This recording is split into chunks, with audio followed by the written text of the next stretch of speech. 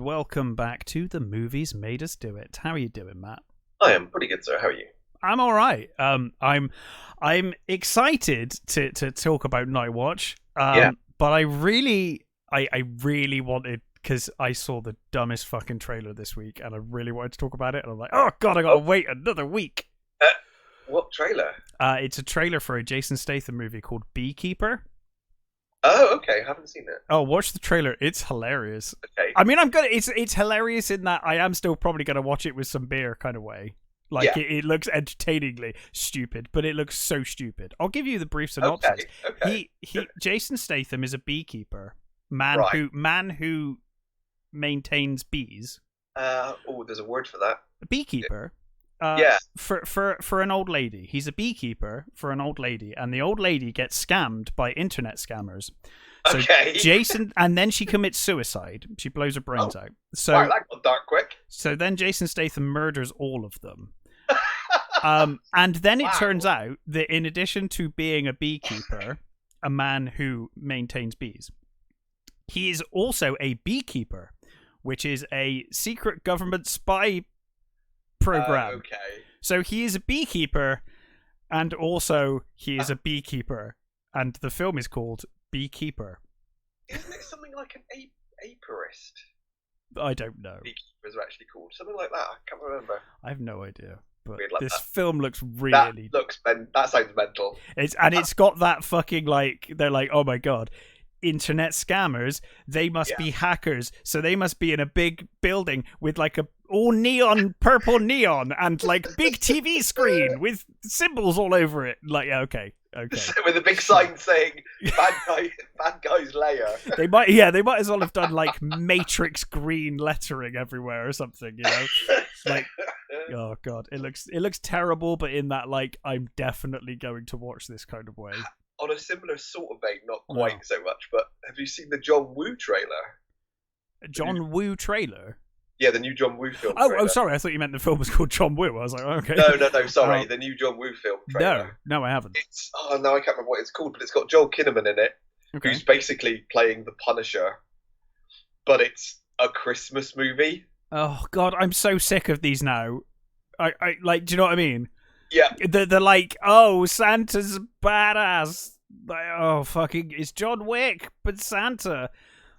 It was funny at first, and now it's just kind of like, he's not Santa, but he is like, he basically, I think his kid gets killed, and his wife might get killed as well. Oh. But it's like, proper Punisher is like, now I must make them pay, sort of thing. Like, gangbangers basically do a drive-by and kill his family. Wait, so it's just set at Christmas?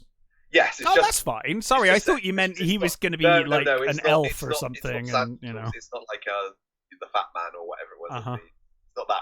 It's more. It's basically the Punisher set at Christmas. Right. Okay. That sounds cool. The Punisher was set at Christmas anyway, but probably. I mean, presumably he was active during Christmas. He just takes Christmas off. He's like, "Hey, crime, go for it." Yeah, go for it.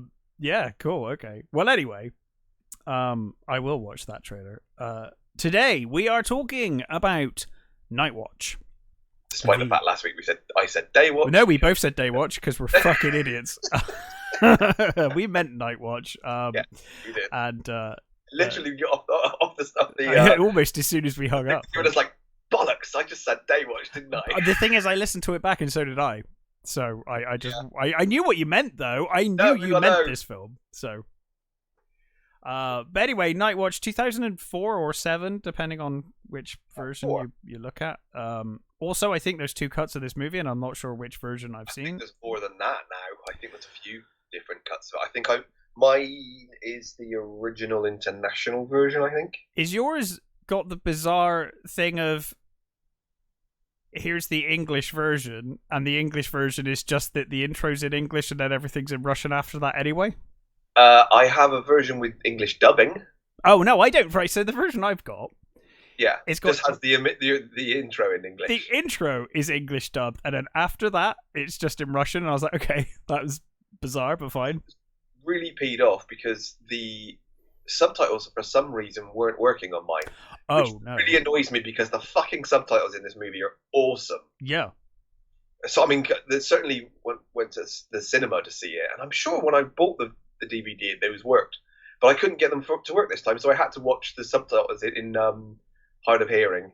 Okay, that's not too bad. I mean, yeah, it just meant that you didn't get the cool, disappearing effects or the the when she's like "come to me" and stuff, and you get all the bloody effects and the wiping stuff. Yeah, it's cool. Really cool stuff they did with the subtitles, which I mean, I did sort of think, maybe I should just watch the dub, and I sort of gave it 5 minutes and was like, no, can't do it. No. Dubs, I'm not a dub person generally, as a general rule. Yeah, same here. Sometimes with some of the old like Shaw Brothers stuff, it's just funny to watch. Oh, but when I'm trying to take a film seriously. Yeah, exactly. Like, I can't say what we're doing next time. Next time we do one of these deep dives, it is another foreign film.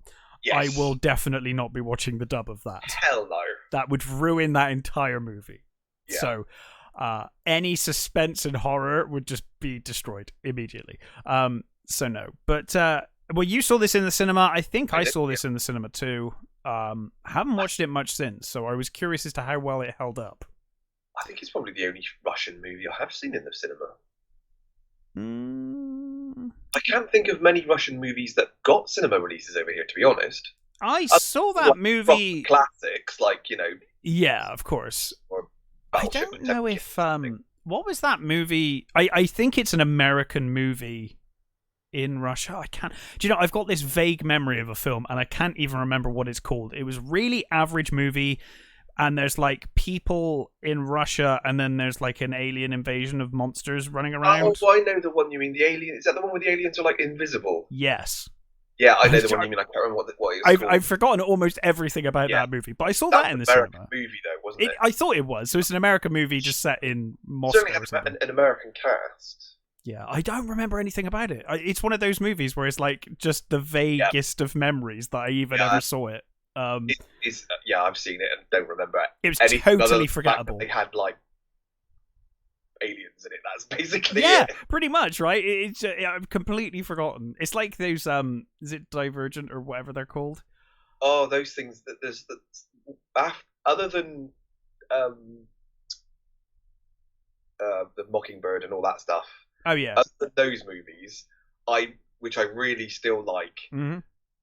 They made so many of those sort of Divergent and they all sort of the rest same. of them all blend in together for me. I saw one of those in the cinema, and I like years later I picked up a DVD, and I was looking at this DVD, and I was like, oh, this looks kind of interesting, like a teeny, dystopian movie. And I was reading the back, and I was like, I've seen this film. Like, I'd completely forgotten that I'd seen this, and I saw it in the cinema. Just completely wiped from my memory.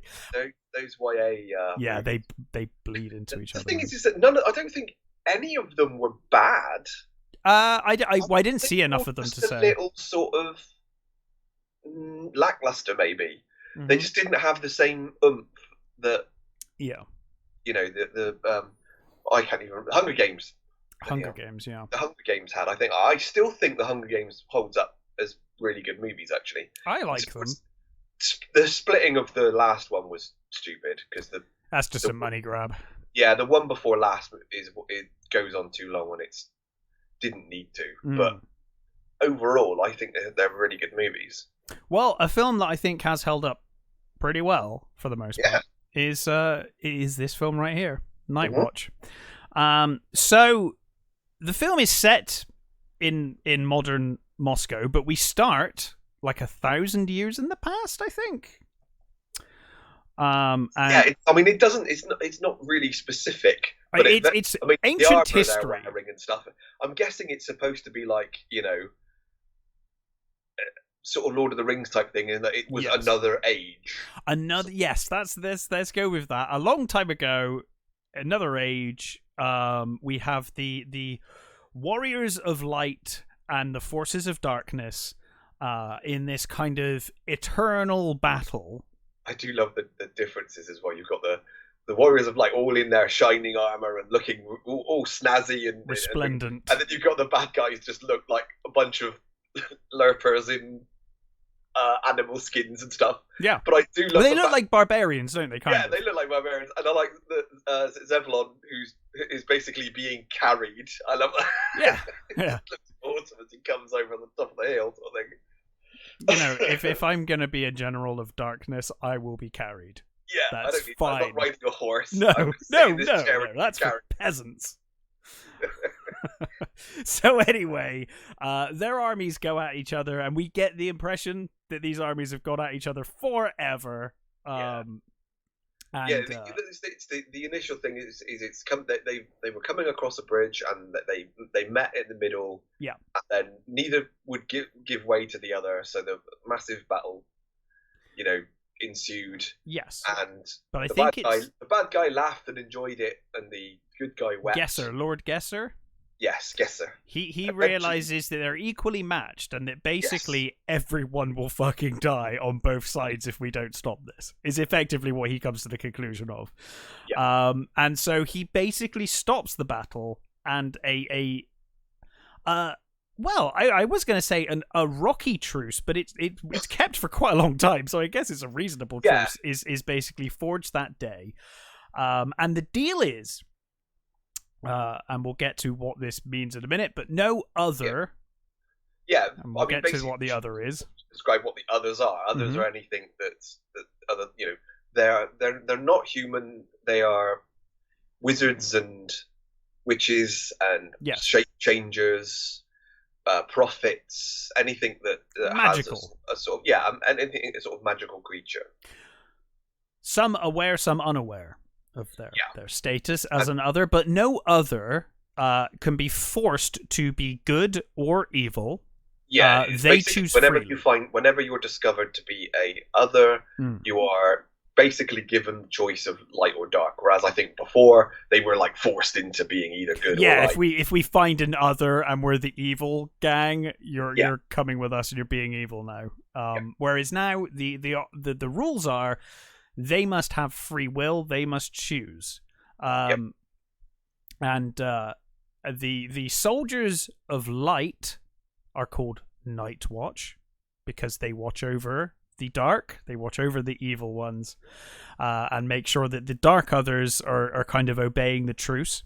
And the soldiers of darkness are called Day Watch, and they do the opposite. They overlook the light and make sure that they obey the truce. And it doesn't really explain it terribly well in the movie, but the powers they use are recharged by basically like the emotions and stuff. So dark powers are recharged by hate and violence. Yeah, and light powers are recharged by joy and happiness. So which means dark powers have a much easier time of getting their power back than the light does, especially in the world that they put forward. Well, I was going to say, I have never been to Russia. I've never been to Moscow. I've always wanted to go to Moscow, actually. I've always wanted to go to St. Petersburg. St. Petersburg looks beautiful. The architecture. I've got a thing for architecture, and a lot of St. Petersburg looks amazing. But anyway, I've never been there.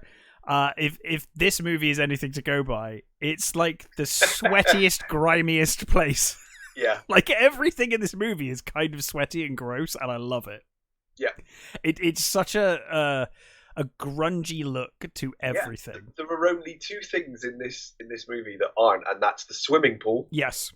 Intentionally so. Yes, the scene, this opening scene in the swimming, the scene in the swimming pool, I should say, is so bright. It's the brightest scene in the whole movie. Yes. And and the boat. The boat is the other one that's really bright and shiny, and everything else is just gross. Just disgusting. Yeah, and I love it. Falling apart. Anyway, there is a legend, and the legend says that a final battle between good and evil will be heralded by the reemergence of the Virgin, and we will get to that soon. So we then cut forward to 1990-ish. 1992 is what it says here. We'll go with 1992. And Anton, our primary character, has discovered that his wife has left him for another man. and he is full of rage and kind of bitterness over this. So he has gone to see an old lady, a dark witch, and he is at least somewhat aware that she is a witch or has the ability to do stuff. Yeah. He's basically hiring her to put a curse on. Yes, he's actually hiring her to get. He wants her back, right? Wants her back, yes. Yeah, he wants. My guess is that because he's partially doesn't believe what's happening. It sounds like he's sort of desperate, and he's heard that she can do stuff, so he's doing it. He's like, "Fuck it, I've got nothing else to lose. I'll give it a go." Yeah, but when she tells him about, she says, "Oh, you know she's pregnant," and he's like, "No," and she says, "You know it's not yours," and then she said, "I can get rid of it for you." He's a little like skeptical, especially when she says, "But you must take the sin on yourself." Yeah, and he's like, "Yeah, what the fuck?" You know, he laughs and he's like, "Yeah, whatever. You know, just fucking do it. Why not?" But then he changes his mind. Well, she mixes this concoction in this glass with vodka and his blood and a number of other whatever. Yes. And he like goes, "Drink this." And he's like, "What is it?" And she's like, "Everything's sterile in here." It's like, "Are you sure?" Nothing is sterile in this entire movie. Just looking at this place, this whole film is a tetanus jab waiting to happen. Yeah, and so he drinks it, and something happens. He sees his wife. He sees her doubled over in excruciating pain, clutching her unborn child. He sees her kissing the bloke, and the first part of the thing is she does change her mind, and she says, while she's kissing him, she pulls back and she says, "I don't think I can be with you anymore." And then she walks away from him, and then she starts doubling over. Yeah, and it's that because he can see what's going on. Yes, and you get those lovely. Well, I guess this is him taking on. Well, this is what he thinks is him taking on the sin manifesting itself. Yeah, the fact that he actually turns out to be an other. Another, yes. And I do love those sort of really weird, veiny, pulls back whenever he sort of is looking at it in a distance. His vision changes. You get those sort of which I presume is like going through the gloom. Yes, I think it is supposed to represent the gloom. Yeah. So which we should also explain, the gloom is the sort of the demi-universe underneath ours that sort of exists that others can access. Yes. But it is, you can't stay there too long because it starts basically eating you. Yeah, I'm not sure whether it eats you if you're evil, but it certainly does if you're light. I think it does it all of them. I'm assuming it does for all of them. Yeah, I think my memory of Daywatch is very vague. So some people just can stand it better than others, I think. Mm-hmm. Or you can learn to stand it better. But he does try and change his mind. He says, "Stop! I've changed my mind." But at that point, Nightwatch turn up, and we see that they start trying to take the witch down. But we see that Anton can't see it. When they first turn up, he can't see them. Yeah, exactly. They're invisible. You can see her being pulled around. Yes, but he can't see anything else. But he's sort of like, it looks like he's sort of drunkenly stumbling around. And she's getting pulled up and she ends up on the floor, and then he slowly starts seeing them. And one of them notices, is like, what the fuck? He can see us. They don't notice until they're questioning the witch later on. Yes, because we get the bit with the spider baby and stuff now, right? Yeah, so you get this. So it's Bear and. I always forget their names. It's Bear and. No, it's not Igor. Ignat. I can't remember what the name of the other guy is. The driver. I like him. Yeah, he's great. They're wrestling with this woman, this witch, and basically to seal the death of this unborn child, she has to clap, and they're trying to pull her hands apart and keep her hands apart, and they call out to Tiger Cub, who is this beautiful woman who basically turns into a tiger and leaps across the room. Yeah, and grabs the hot pan that's on the stove and puts it between her hands. Yeah, and so she doesn't make the clap. She burns her hands on on this pan, and they pull her apart. Now this is questioning her. Yeah, this is the first of. There are two kinds. We were talking about this just off air. There are two kinds of CG shots in this movie. I like to categorize the two. There's the kind that haven't aged well because they're really cringe. Yeah. And there's shots like this with the tiger that haven't aged. They're okay. But even because it's so quick, it doesn't look. Yeah, it's very quick. I don't think it's held up. It's held up okay, but the intent of the shot is superb. Yeah. So it kind of it's fine, you know. And she calls her familiar to help her, and it's this baby doll sort of thing, which grows spider legs. And it looks amazing. That shot still looks amazing. Really well. The spider baby is really good. I gotta be honest. I think that thing is actually terrifying. If I woke up and saw that on my bed, I'd be like, "Oh my god, that's like the grossest thing ever." So anyway, as you said, as they start questioning the witch, it becomes clear. Charging her with unlawful witchcraft, basically, and they're questioning her about what she's doing, why she did it, all that sort of stuff. And of course, Anton then says, what's going on? Who are you? Where did you come from? Yeah. And Bear says he can see us. And he's a seer. He's another. Says, "Oh, that's all we fucking need is another asshole who can see visions." Well, this asshole hangs around. As we jump forward to 2004, and then immediately jump to 12 years. And we see, as you said earlier, one of the only clean places in the world. And to be fair, one of the places you would definitely want to be clean. Yeah, yes. It's full of chlorine. It's the swimming pool, local swimming pool. As we see a 12-year-old boy, Yegor. Yeah. He's having a swim, but his nose starts to bleed. It's a wonderful shot, that underwater shot, and his nose starts bleeding. And he starts hearing this call, saying like "Come to me," I think, or something like that. Female voice. Yeah. Calling to him. And in the international version, the subtitles for that point come up in red. They do. It looks awesome. They swirl in the water, and then they disappear. They basically evaporate into the water, and it was so good. I remember seeing it in the cinema. That's the version I've got.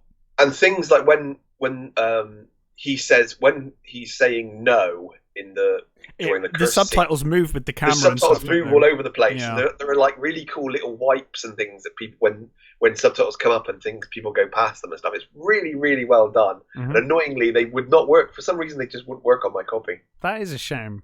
So yeah, it is a big part of the kind of movie in a way. It's part of the experience. Certainly, if you're not Russian, I think if you don't understand the language. Well, I wonder if it happened in the Russian version as well. It may have done. I don't know whether they had certain subtitles come up, in Russian anyway. No, I don't think so. No, I think it was only for the international. Well, it's cool. Very cool.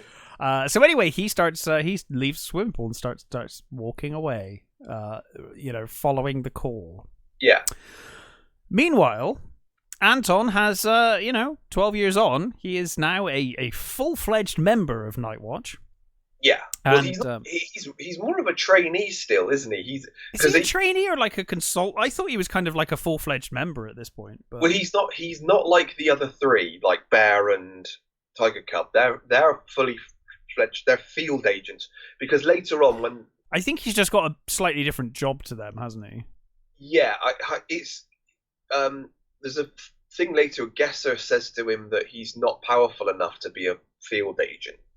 Right. Which doesn't quite make sense, because what he's doing is in the field. Yes. But, I think... Well, I guess he's meant to see, and then he calls Bear and that to come in and do the violence. So he's basically been given the task of finding the kid and finding them to these vampires who are basically killing without... Yeah, so Yegor has been being lured by a vampire And Anton, as you said, he's been basically tasked with locating Yegor and intercepting the vampires.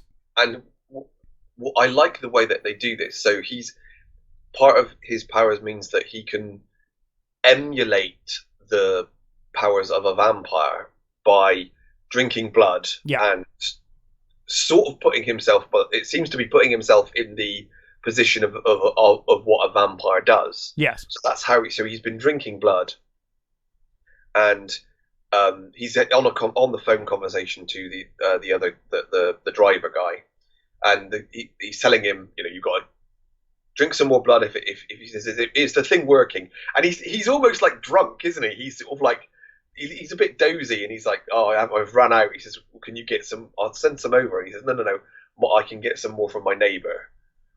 So he goes to see his neighbor, who is a vampire. Yeah, and you get the impression that the other members of Nightwatch are a bit like, I know he's your mate next door, but yes. From what I can gather, there is a truce, but yeah, I haven't read the books, but from what I can gather, vampires are apparently seen as shit, even by the dark side. Right. They're a bit sort of. They're like lower class. Yes, they're lower class, but even so they're sort of looked down on. I think because vampires can change humans. Sure. Yeah. So it's got something to do with that. But obviously, they don't explain any of that in the movie. You No. don't get any of that in the movie, from what I know. And the vampire guy's like really happy to see him, and he takes. I love their relationship in this movie. I think is great. The neighbors' really relationships. Good. Yeah. He takes him to his dad, who's a butcher, and his dad, is up. His dad is upset because his dad knows what's going on, what's happening. Yeah, well, of course he doesn't. He doesn't realize. The son doesn't realize. He's just kind of helping his mate. Son thinks he's now a dark other.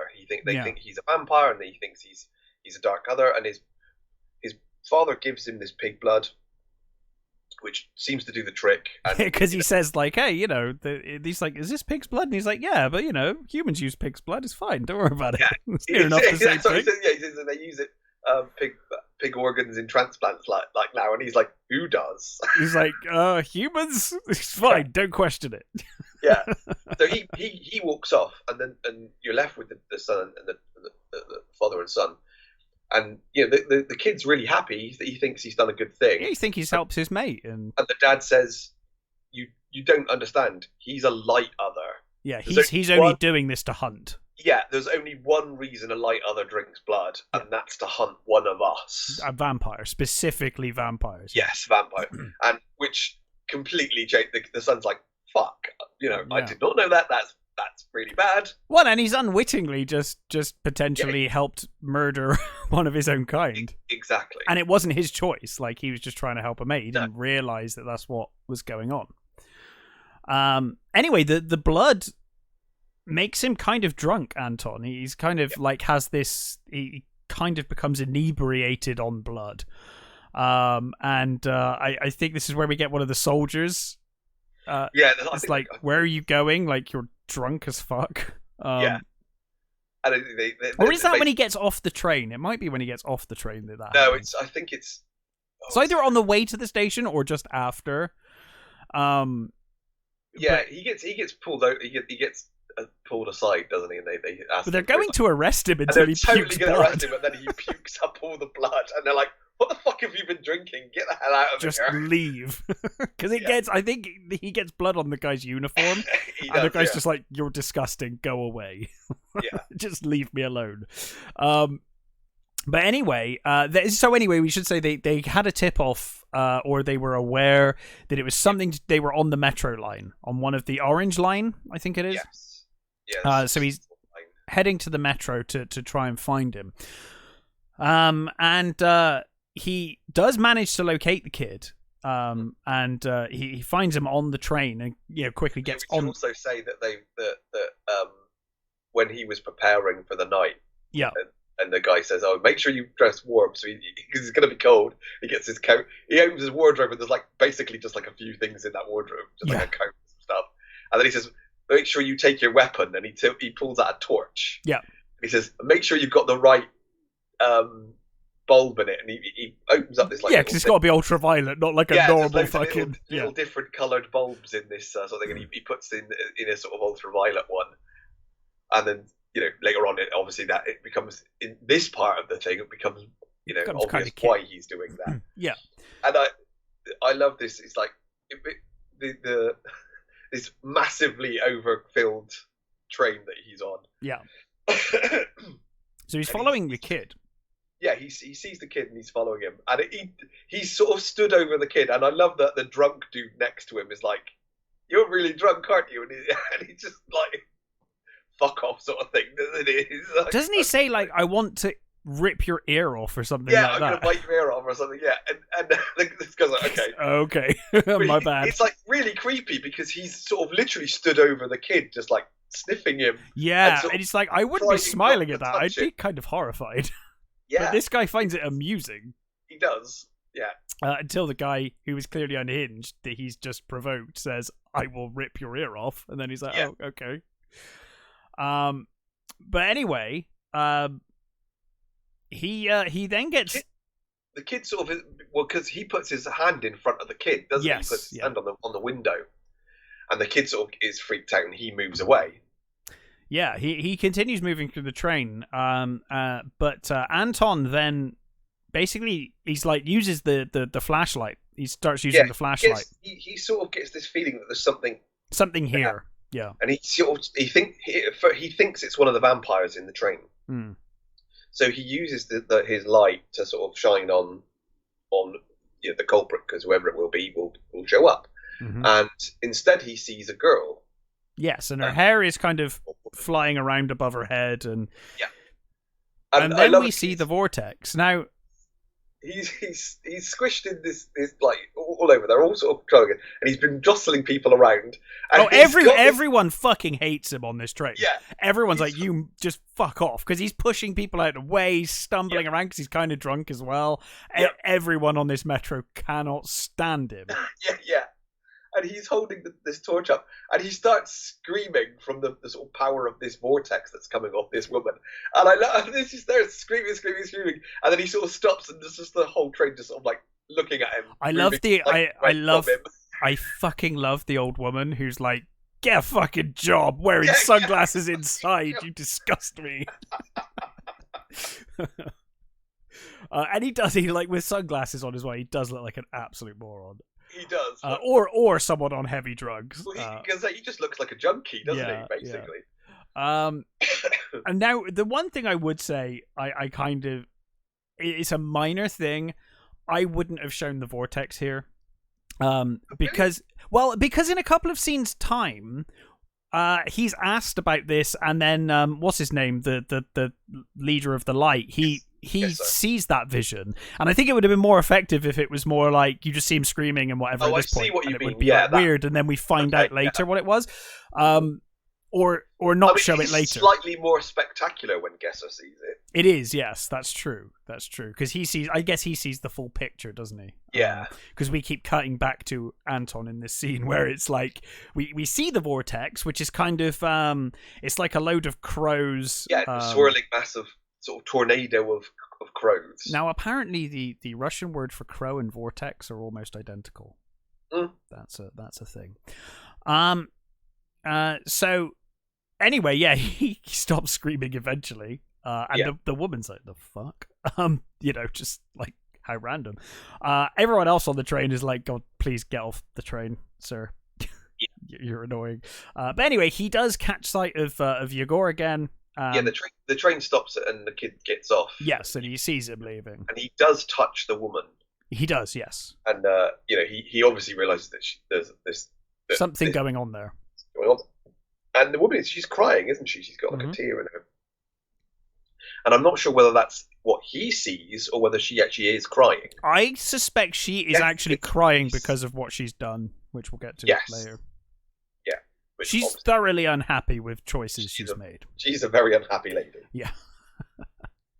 But anyway, he does manage to follow the kid to this old kind of abandoned shop of some kind. Big sort of abandoned building. And he finds 2 vampires there. Yeah. Andre and Larissa, according to these notes. Okay. And they're about to drink the boy's blood. Now, Andre has been given a license by Nightwatch to turn Larissa. Mm-hmm. So this is her first drink. She's not drunk before today. Anton, of course, goes inside to try and help the boy. And we have the other 3 Nightwatch agents. Yeah. Here we go. It's in these notes. Bear, Tiger Cub, and Simeon. Yeah, there you go. And they do the awkward Fast and Furious mid-2000s CGI where they have to use nitrous, so we have to go through the entire fucking engine. And I love it. I mean, it's not a great effect, but I still love it. I love the sort of going through the engine.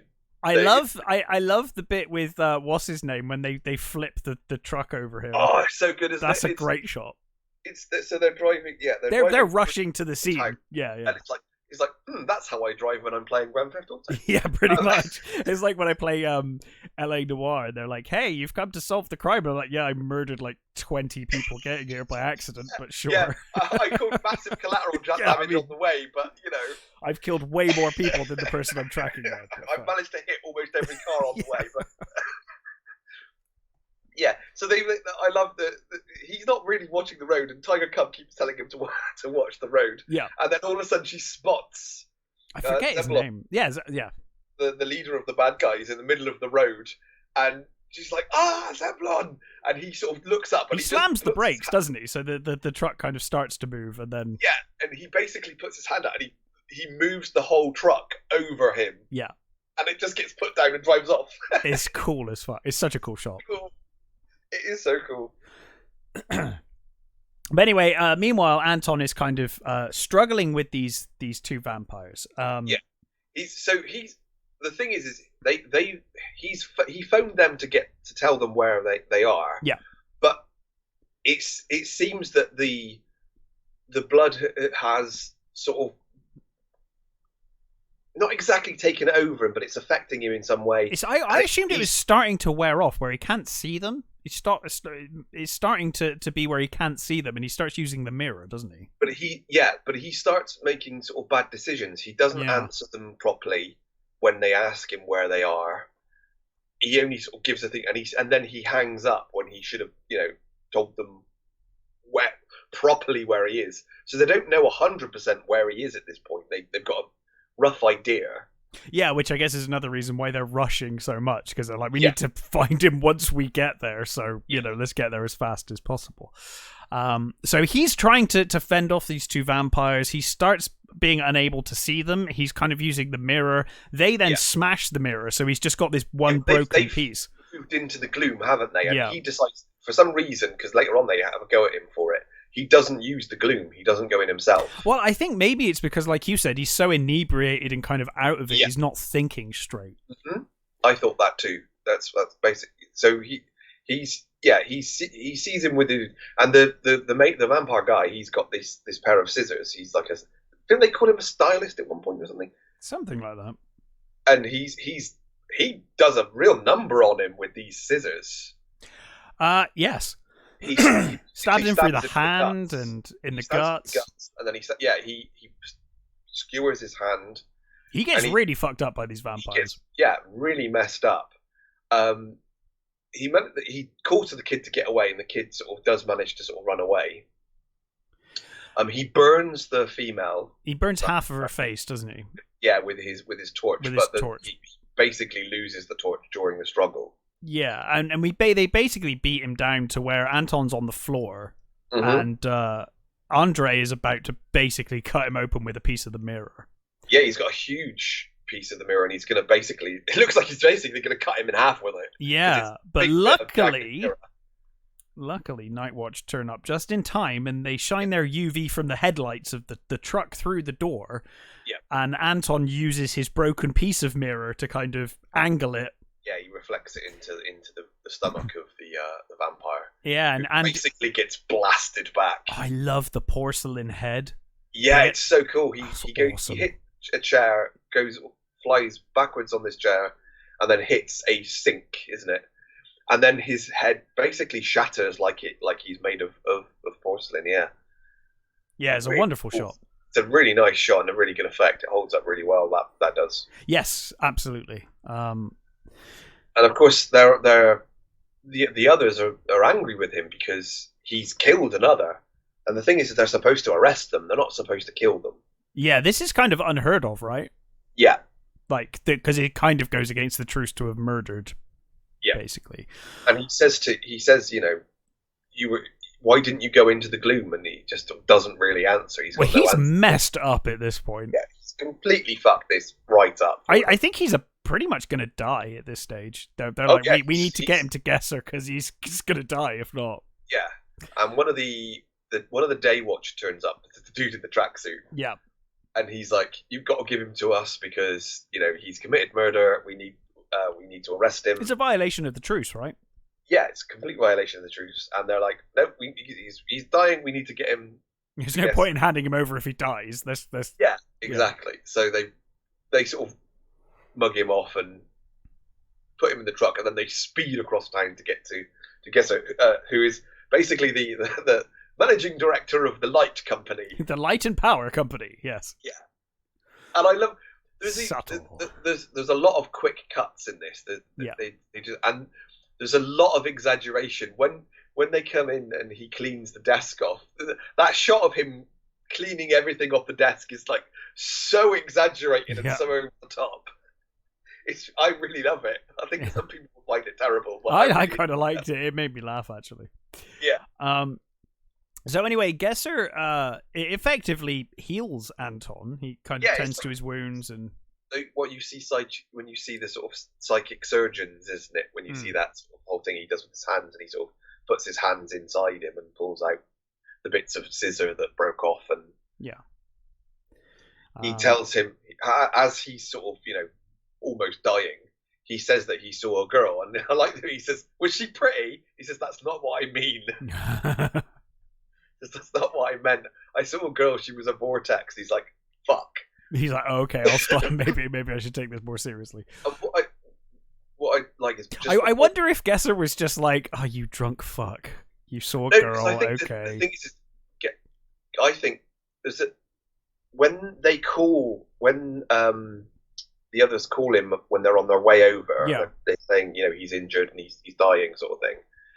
Gesser is drawing a woman with a pen in the no, definitely. I think I know what I mean is I think he thought he was a drunk fuck when he was like, "I saw a girl." Yes. He's like, "Oh, for fuck's sake!" And then he hears the vortex. He's like, "Oh god!" Yeah. Like, yeah. I see what. Yeah, he was drawing a woman in the margin of this book. Yeah.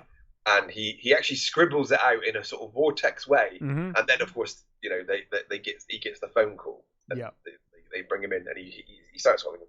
And what I like is when he tells him about the vortex, is he's kind of, you know, he's put him back together, and he's obviously still fucked, obviously, but he's still talking about this sort of vortex stuff, and he puts like this cross of tape over one of his eyes. It's like electrical tape or something, isn't it? Yeah.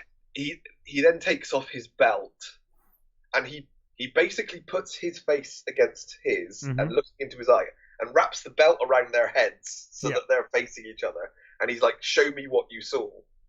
And Anton sort of shows him this woman and the vortex. We effectively, like you said, we see the full version now, don't we? Mm-hmm. We see this whole like massive vortex above this sort of woman and above this building. And he sort of stumbles away after seeing it. He says, "That's it. This is the prophecy's coming true." It's the final battle. Yeah, he goes to the book that he was drawing in the margins, and he's obviously been drawing through this thing page after page. Yeah, it's a book on the histories of Byzantium or something. I think it is something like that. And he starts flicking the pages, and it shows you the tale of this woman who was cursed. By someone, and every time she went into somebody's home, someone would die, or she touched a puppy and the puppy died. anyone she has interaction with, is bad time. And he says that this is where the dark and light sides sprang up from. Right. Yeah. From this initial curse, they sprang from this curse, and that's how everything started. And they've basically said that's also how it's going to end. Yeah. So he's, really upset by this, and he started telling his people, look out for weather patterns. Yeah, basically, the apocalypse is coming. Look for the signs. Yeah. Meanwhile, Zavalon is pissed. He's like, someone's killed one of our vampires. Lowly as vampires are, that should not have happened. Yeah, and I love he's playing that game, which is really, it's so early 2000s. It's such an early 2000s game. Beat 'em up. But it's a beat 'em up of what will happen later. Yeah, well, it's a beat 'em up of him and Anton, isn't it? Yes. And the boy. Yes. Well, I think you don't see the boy at this stage. Do you not? Is that later you see the boy? No, I think the first fight is it's just Anton them. Wins, doesn't he? The first fight, right. Anton I wins. thought the kid was on the floor, but I could be wrong. I know he is later, but I thought he was here as well. Yeah. You may be right, though. I won't say what I think that is until later, because obviously I think it becomes more clearer later. But yes. It just seems odd that he's playing a video game of himself and Anton. At this stage, yes. Yes. And we did get Anton's trying when he wakes up. He not wakes up. Oh shit! What?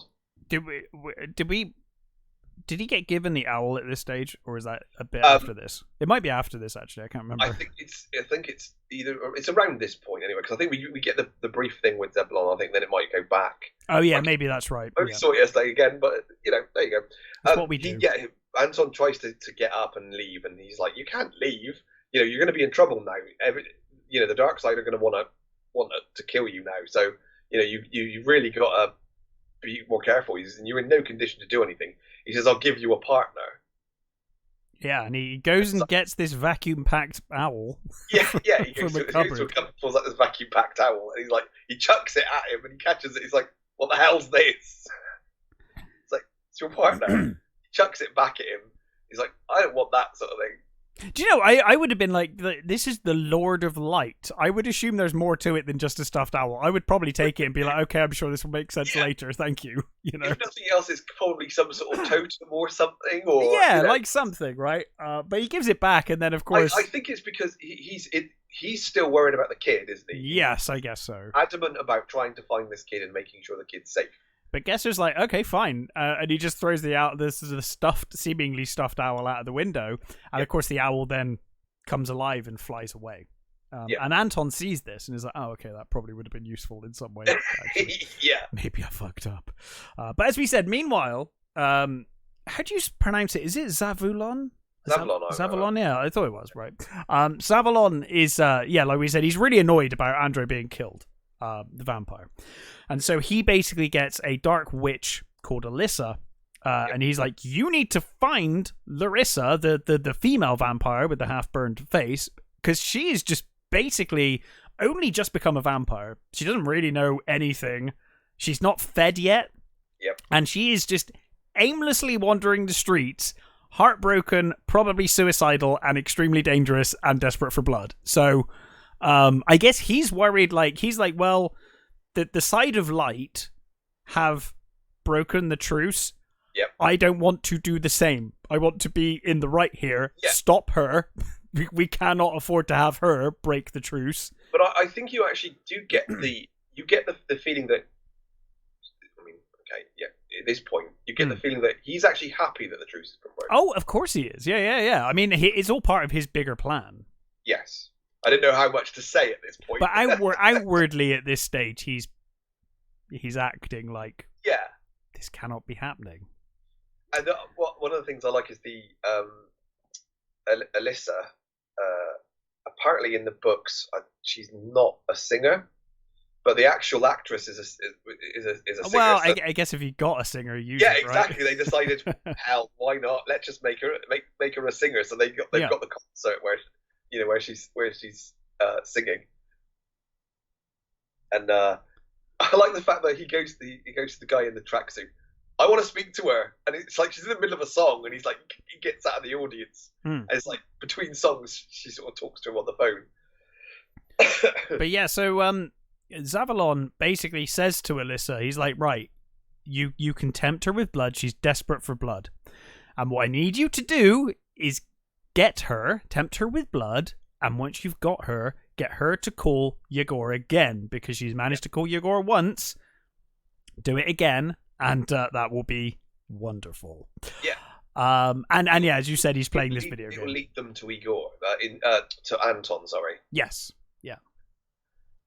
And I like this. You've got her sort of stumbling through the ground, haven't you?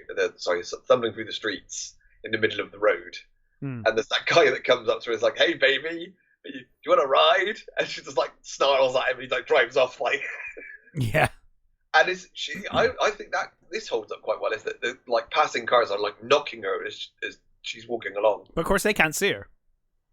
No, they can see her. Can they see her at this point? I know the guy later, because there's a sleazy fuck in a bit who can see her clearly, but I wasn't sure if they were hitting her because they couldn't see her at this stage. But you may be right. I think they can see her, but they're just sort of, she's in the middle of the motorway. She's in the middle of the motorway, yeah. To be fair, yeah. So after Anton's left, Gesser basically has this kind of emergency meeting,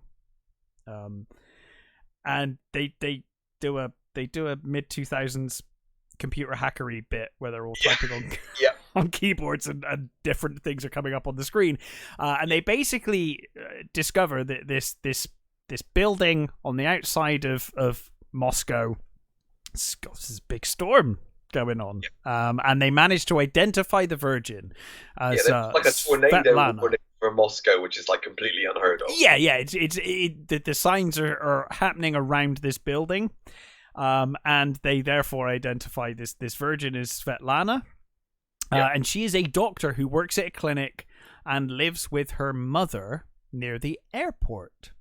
All of these things are relevant. So bad things have been happening around Svetlana. Her mother has recently developed kidney failure and desperately needs a transplant. One of her friends' kids got sick after visiting her. She visited, yeah. And a neighbor who she calls Auntie was rushed to the ambulance. I think we see that, don't we? Because she sees her, and basically they have this scene where they're like, oh, the previous Virgin, they met a dog and the dog died, and they met this old lady, the old lady died, and they met their friend and their friend died, and then you basically see a dog, a friend, and an old lady. Like, hey, I've just found a puppy. It's the cutest dog as well, and it's like, oh my god, like hey, old lady who's probably going to die. Look at the puppy I've just found. I must admit, I was like, I hate to say it, but I was like, oh thank god it was the old lady. Because I was like, oh, they're going to kill the puppy. The puppy's going to go outside and get hit by a car or something. But anyway, so it's pretty strong evidence, given all of this stuff, because of their computer hacking. They're bashing the keyboard. And then they're like, oh my god, this is evidence that it's probably her. She has been cursed, right? Someone's put a curse on her, and as a result, she has become the Virgin, and is prophesied to bring about basically the apocalypse, or the end, the final battle. What they need to do is kill her, or determine who cursed her, and stop them. Yeah, get them to lift the curse. Yeah, get them to lift the curse, and if that fails, if you cannot find them or you cannot convince them, you will need to kill Svetlana in order to avert the final battle. And the whole sort of computer hacky stuff. Yes. Basically looking at all interactions she's had with people. Yeah. It's just done in a very early 2000s way. Of the curse, isn't it? It works. It's just that it's the mid 2000s style of it that I was amused by, but yes. Yeah, no. It is. Yeah, the intent is fine. Yeah. So, that night, Anton, who is miraculously healed now due to magics, he's at home and he feels fucking terrible because we learn, not only should he have not killed the vampire, he did not want to kill the vampire. Yep. Anton is a massively remorseful person. He is racked with guilt, not only over killing this vampire, but of course killing the vampire has reminded him of the last time he killed something. Yeah. And he is remembering his ex-girlfriend wife and the unborn son that was murdered. Yeah. And he basically has this complete meltdown. Really well acted, by the way, this scene. Yeah. Konstantin Chebensky is a really fucking good actor. He's tremendous. Stuff. I really like that guy. But then the owl comes through the window. Yeah. And this stuff, mostly practical. This looks awesome. Oh, it's so fucking good, isn't it? It's amazing. This stuff really holds up. The grewiness. It's gross. I love it. It reminded me in a way, not in exactly the same way, but it's very like American Werewolf-y, where everything looks painful and horrible and gross and like, oh god. There's nothing romantic about this transformation, and even when she's transformed, like, okay, she's like nude obviously because she was an owl, she hasn't got clothes, but it's not like sexualized. She's gross and covered in feathers and goo and just like it's great. I love this sort of you get that sort of brief shots of the effects, and you get the sort of it's enough though. I think it's enough. Beak opening, and you can see human teeth in her mouth. And you see the claws. She's changing, and the one of my favourite effects is the one on her leg where you see the feathers going in. Yes, like back into her skin. I really like the claws. Is the claws change? Yeah, the claws really coming like nails it's really good as well. And she scrapes off this layer of slime, and it's awful. And his flat is fucked. It's just completely full of feathers. Yeah, it's amazing. It's feathers really and goo everywhere. And in fact, for the next like couple of scenes that all happen in this flat, there are just feathers everywhere in like every room. Yeah. And she basically says that she's Olga, and she's like, I'm Olga. I could use a bath, please. Yes, I need. He tells her, she says, "Do you have any clothes?" And he's like, he goes to his wardrobe. Is like, you already know there's fuck all in that wardrobe. Why are you even looking? Yeah, and he goes next door to his vampire neighbor, and he says, I love the way he says, "Do you have any women's clothes?" And he's like, "What?" The thing is, it's funny because obviously from Anton's perspective, he thinks the neighbor's like, what is weirdo? Why are you asking me that? But of course, from his perspective, he's like, you murdered someone. Yeah. Like, I hate you. And it's kind of funny because of the misunderstanding there. Mm-hmm. And of course, Anton's kind of embarrassed because he realized what he's just asked. So, have you got any women's clothes? And he's like, I've just heard myself talk, don't worry. I'll go back. And of course he leaves, but then of course his friend basically opens the door and is like, right, we're having this out. Yeah, well, he says this is he gives him a suitcase. This is my mum's clothes. Mm-hmm. And he says, do you realize when a dark other dies, we all feel it. Yeah. We know what you did. We all know you killed like one of us. And, you can see Anton just within his expression, he really hates that he's done this. And I think that the neighbor can tell he's remorseful. I think so, even though he really looks like he wants to punch him in the face. Well, I mean, he murdered one of their kind, right? Yeah. One of their dark family. He's not going to be like, oh, don't worry about it. But I think he sees that remorse, and he sees that he's kind of racked with guilt over it. But yeah, he does give him the clothes anyway. So I that's what I like about this relationship. It's not that like, I'm evil and or I hate you. It's like he's still helping him. Anyway, he's like, I'm really fucking pissed with you. But I think that's what they do. They do a good job of in this movie. Is they show that the bad people aren't all just villains. 100%. And in fact, I think there's shades on both sides. Can be shady fucks. It shows that the good people make do terrible things in the name of being light. I think it's dark and light are kind of almost well, I guess the dark have been shown in this film to be worse, purely because of the innocent child they were going to drink off of. And the innocent child, and especially, Zavlon is definitely a card-carrying evil. He's a proper villain. So he's manipulative, and you get the feeling that he's a proper villain. But the rest comes across pretty sinister. I always thought Gesser comes across quite sinister as well, to be honest. Yes, I think so too. Like he's on. They're doing what he wants right now, but I feel like if they ever crossed him or he wanted to go a different direction, he wouldn't hesitate to murder. Yeah. But yeah, so I really like that relationship between the neighbor and Anton. And you get this Olga. I like Olga's like. She's been trapped as a owl for 60 years, I think she says. Yeah, it was a punishment, and he's like, "Well, that seems like a pretty extreme punishment." And she's like, "You don't know what the crime was."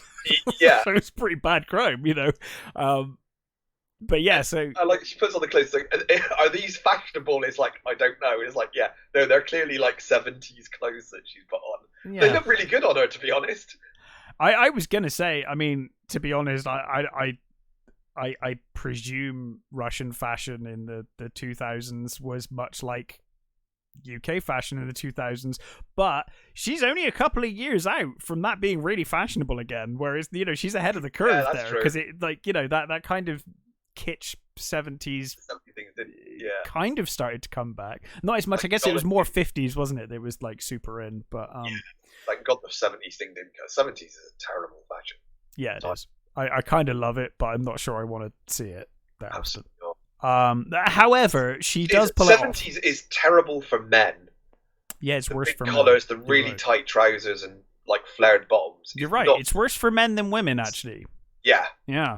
Unless of course you're like really really well built and well muscled. Fine, you might be able to get away with the tight trousers and shirts, but otherwise, no. You're still gonna look like an asshole. Yeah, there's no way around it. It's not going to work. Anyway. So yeah. So Alicia and I don't remember the name of her friend, the tracksuit dude. They're driving along, and she has a jar of. Sorry. Yeah. Before we do that, we should say the neighbor. He points out that Nightwatch. He talks about the. How hypocritical it is that Nightwatch are able to issue licenses to the dark ones. Yeah, but the dark ones can't issue licenses to light. To turn her. Yes, but the darks can't do that to the lights. It only goes one way, and he basically says that's completely unfair, and he's right. Yeah. I mean, in fairness, there are no white people, I think, that can do that sort of stuff. Possibly not. I mean, I guess they don't state. It's not. We don't see it, but I guess there is the ability that such a creature may exist. I don't know. Yeah, but obviously he sees it as hypocrisy, and it's hard to argue. Yeah, no, and he is right. Anyway, sorry, you were saying. No, so yeah. Is it Larissa? Oh, I've got more name. Is it Larissa? Larissa's the vampire woman. No, I mean the singer. She's got the they're driving along in her fancy car, tracking down the vampire, and she's got that jar of blood that she's got holding out of the yeah, sorry, this gets confusing. So, Alyssa is the Dark Witch. Yeah. Larissa is the vampire. Yes. Right? Just to be confusing. Yeah. And they basically she's teasing her with this blood, and I think the tracksuit guy says, give it, why aren't we giving it to her? And she's like, no. He's like, I know exactly what I'm supposed to do here. And she says, you want this, you want this, you want this, and she drops it on the floor and it smashes. She says, you want blood, call the boy. Yeah. You've done it once, you can do it again. And then she basically drives off and leaves her to it. Yeah. Meanwhile, Yegor is Yegor's mother is trying to find a babysitter for him. He is watching Buffy the Vampire Slayer dubbed in Russian. Watching Buffy the Vampire Slayer, the Dracula episode. The Dracula episode dubbed in Russian, and it's awesome. He basically, so he's watching Buffy. She is like, hey, I'm really, she's saying on the phone to this babysitter, like, I'm really worried he's getting sick again. Can you come over and, look after him tonight? Because I guess she's got to go to work or whatever she's got to do. And she's ringing around trying to find someone, but everybody's either out or can't make it. Yeah, and Yegor's like, Mom, I've seen real vampires. And she's like, oh, whatever. Vampires exist. Yeah. And she's like, yes, they suck your blood. They're called children, sort of thing. It's like, damn. I kind of agree, but yes. She's not wrong, but damn. Not wrong, but you didn't have to say it to your own kid. But yeah, anyway, so she leaves in the car. She basically says that he's old enough to look after himself now. Yeah. Just stay in here and everything will be fine. And she looks terribly worried when she's looking up at the building as she's being driven off. And she should be. And she should be, yes. Because Larissa is standing in front of the apartment. And she's basically looking for a way to get invited inside, right? Mm-hmm. Well, no, the door is open and it's just closing and she manages to get there. She puts her hand in and she stops. That's right. Sorry, you're right. Yeah. She stops the door from closing and she gets in. She gets onto the vortex of crows is getting worse.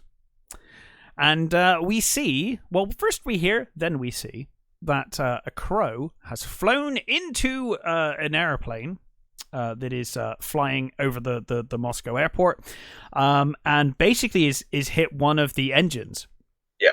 And this obviously causes it to catch fire and causes this big issue, part of which results in one of the bolts or rivets falling out of the plane. And we get this shot that, as I said to you before the show, it's not aged well, but the intent of the shot is awesome. Yeah, it does the job really. Yes, it does the job really well. Artistically, it's fantastic. Brilliant. But artistically, it's good. Yeah. It's a really cool shot. I like the, following the bolt from the side of the plane all the way down into the sort of the grill of the roof. Yeah, because it kind of hits crows on the way and all sorts of things. It hits a grill and it's stuck at the top and a bird pecks it through. And you get that shot of it going down the sort of vent or whatever it is. And you get that. I love her. You get that the shot of her with the coffee and she's like vigorously stirring this coffee. Yeah, by the way, this film is sponsored by Nescafe. I don't know if you noticed that. Yes. Nescafe comes up a lot in this film. I don't know why. There's Nescafe in this. Basically, it rolls in down the chute and it straight into her coffee. And she tips it away, takes out this sort of bowl, looks at it, then goes to her tin of coffee and finds it empty. And then, basically, I think she decides to have some booze instead, doesn't she? Or was that it's like, well, there's vodka. Yeah, exactly. Meanwhile, Yegor, not an idiot, he's making a steak. He's kind of he's like, I have seen that vampires are real, and I was kidnapped by some, so he's making a steak. But he hears this noise out in the hall, and I'm not a big fan of jump scares. This one's really good, though. This one worked. He peeks out through the peephole. I love a jump scare when it's earned. But yeah, and I mean, we've said this many times. Yeah, most horror movies deserve one good jump scare. Yeah, one a movie I think is a good. That's it. Yeah. I've often said I don't think jump scares are not scary. They're startling. But that's what people like. That's what the wider majority, I think, of horror movie audiences like that rush that you get from. I like it from a jump scare. I like it if it's earned. Mm-hmm. And I find the first one fun, and subsequently they get more and more annoying. Yeah. I also think they take you out of the movie often. Like if you actually jump at it, you're very aware. Then you're in the cinema, and it's like, oh yeah. Yeah, but I think that's again, it depends on what you're after from a horror movie, isn't it? Absolutely. And I think that the majority of horror movie watchers are that audience that wants the jump scare and wants. I think you're right. You know that they want the roller coaster ride.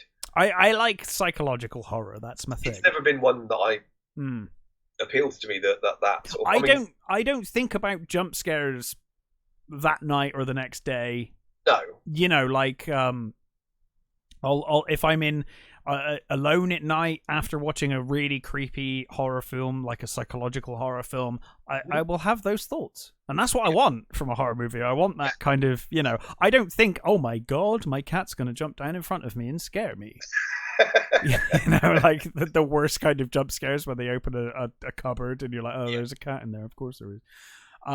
Anyway, this one I think is earned quite well, you know, because it's timed well, and obviously from a kid's perspective, it would be terrifying. Yeah. But he sees that Larissa is right outside. Yep. Outside of the building, Anton and Olga are basically heading in. They find the elevator is not running, so they have to run up the flight of stairs. And I'm sure Olga's wishing she was still an owl at this point. Like, God damn it. Well, I think she's actually happy to have the legs because I guess, yeah. She's like, oh, I got legs to use. She bangs up the stairs like 7 floors, and Anton's like, oh, for fuck's sake. Yeah, I guess it's still novel to her to have legs, like proper, you know, human legs again. So, he's pissed off that the lift isn't working. Yeah. But they decide to use the gloom to get in instead of ringing the door. Yeah. And so they do so to enter the apartment. Yep. But they discover that Yegor can see them as they enter. So it is revealed that Yegor is also an other, as he can see Anton and Olga while they're in the gloom. He's obviously untrained, so, you know, he's not... Yeah, it's bad for him. It's bad for him because basically, as you said, they'll get consumed. And I think ultimately, as you said, anyone entering the gloom and staying in the gloom for too long will be consumed by the gloom. They call it freezing, I think. But because he's untrained, it will happen to him way faster. Because people that have been trained can stay in there longer. You kind of, I guess you build up a tolerance to it. Yeah, that would be my guess. But basically, Yegor is almost immediately consumed by the gloom, or it starts consuming him, and he starts turning blue and freezing. Yeah. And Anton... I love all the sort of that they do with the... We didn't mention it earlier on, actually. The shots of when Anton in sort of vampire mode is looking at Yegor on the train, he sees him as a collection of veins. Yes. And you get a lot of those sorts of veiny shots, and they're great. Bodily sort of, you know, organs and things in this. I think those are done very well. They are, I agree, and they still hold up for the most part. Vascular systems and things are really cool. Mm.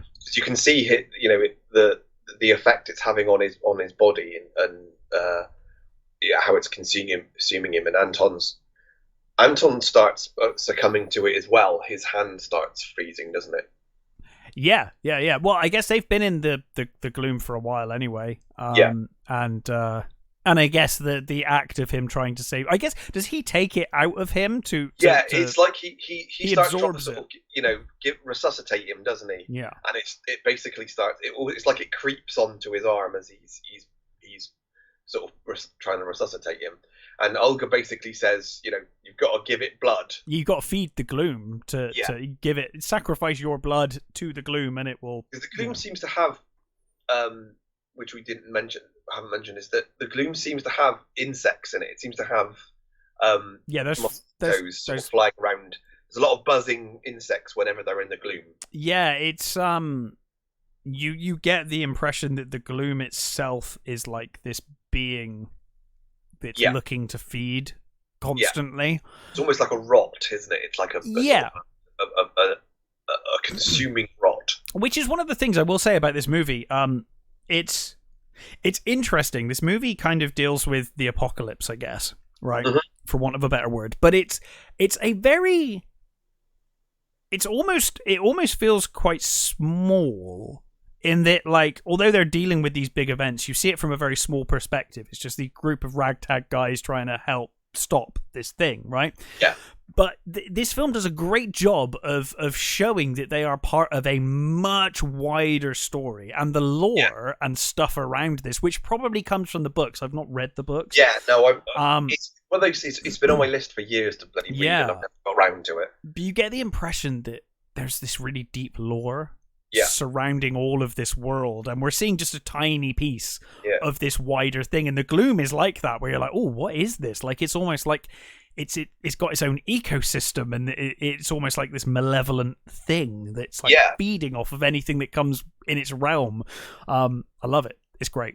Yeah, but because others are the only ones who can access it. Yeah, means that they must be part of it. Yes, in some way. Yeah, and it's almost like the gloom is taking them back. It's like they're becoming part of the gloom the longer they're there. But yes, as you said, Olga says, "Hey, give it your blood," and he cuts into his arm. I really love the way it's done, because he's holding his arm up, and it's like you can see like this freezing coming down his arm, and he gets his knife, and he's just tapping the crap out of this arm.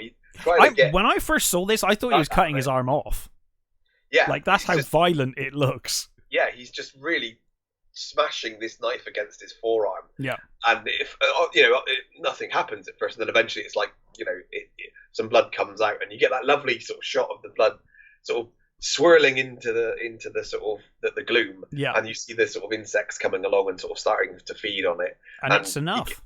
He slowly gets his feeling back in his arm, and they manage to get you pull Yegor back. Yeah, they all escape the gloom thanks to the blood sacrifice, I guess.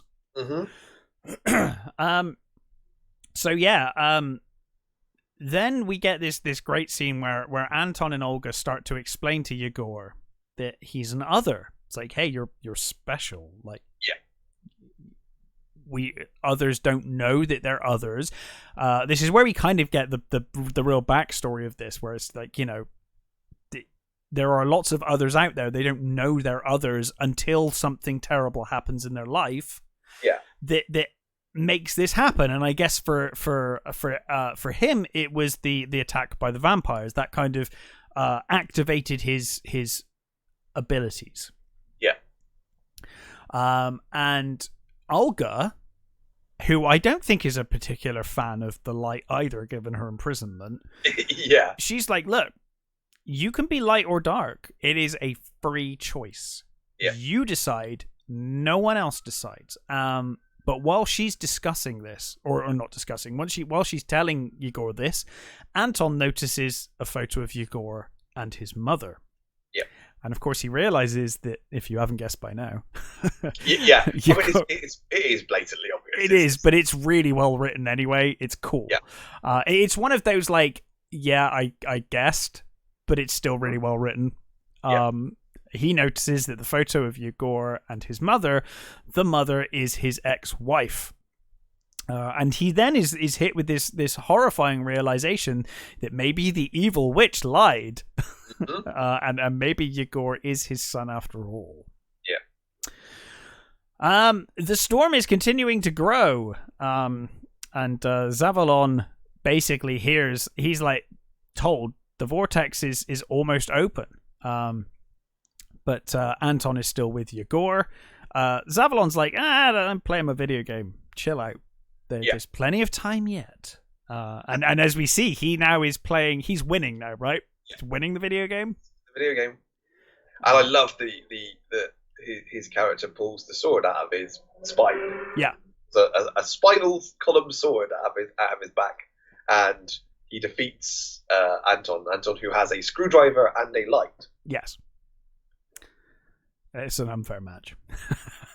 Yeah. Anyway, the plane is requesting an emergency landing, and they're like, "Oh no, you can't land because we've had a loss of control, control system. So you're gonna have to circle the airport." It's like I can they still do that? I think they need to land. They're in trouble. There are bits falling off of this fucking thing. Yeah. I'm not sure circling is still an option. However, they do. I guess the pilot makes that decision. Hopefully they got enough fuel to keep circling for but at this point, the vortex of crows is directly over Svetlana's apartment. And Gesser contacts Anton and is like, "Hey, as we said with some of the effects, they keep showing you the shot of the building with the vortex of it, and that shot doesn't hold up as well either. It's very cartoony. It looks like a video game cutscene from the early 2000s. Is what it looks like to me. It looks like a PS2 cutscene. Well, it kind of looks like Borderlands. It makes me think of Borderlands. Oh, where it's almost like cell shaded, cartoony sort of. It's got that feel to it for me. Mm-hmm. So not bad, but stylized. Because Borderlands is intentionally looks like that. This isn't intentionally like that, though. No, I don't think so.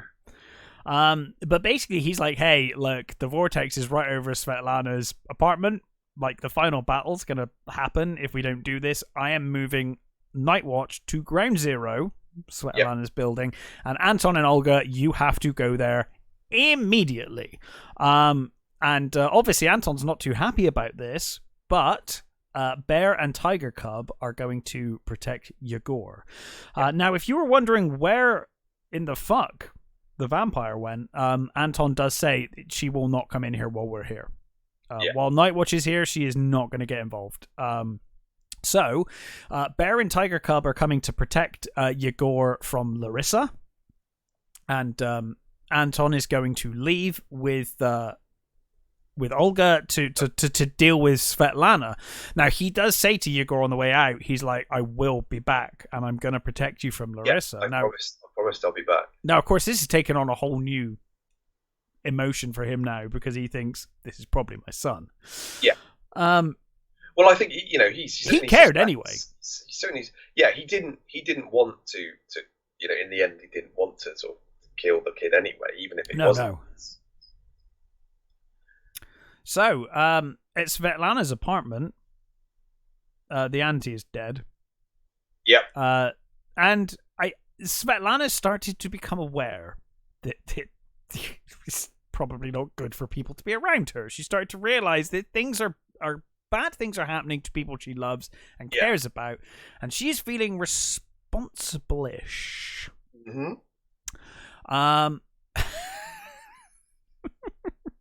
Good intentions. Yeah. Gone wrong. So, out of guilt and feeling responsible, she's like, "Don't worry, I will phone Auntie Vela's son, and I will inform him that's the right thing to do. Nothing bad will happen from this decision. I'm trying to help." Yeah. So she phones him. He works at a nuclear power station. Power station. And I don't know what the fuck is going on at this nuclear power station. Dude's like, "Hey, my sausages are nearly boiled. I've got to go and get my sausages."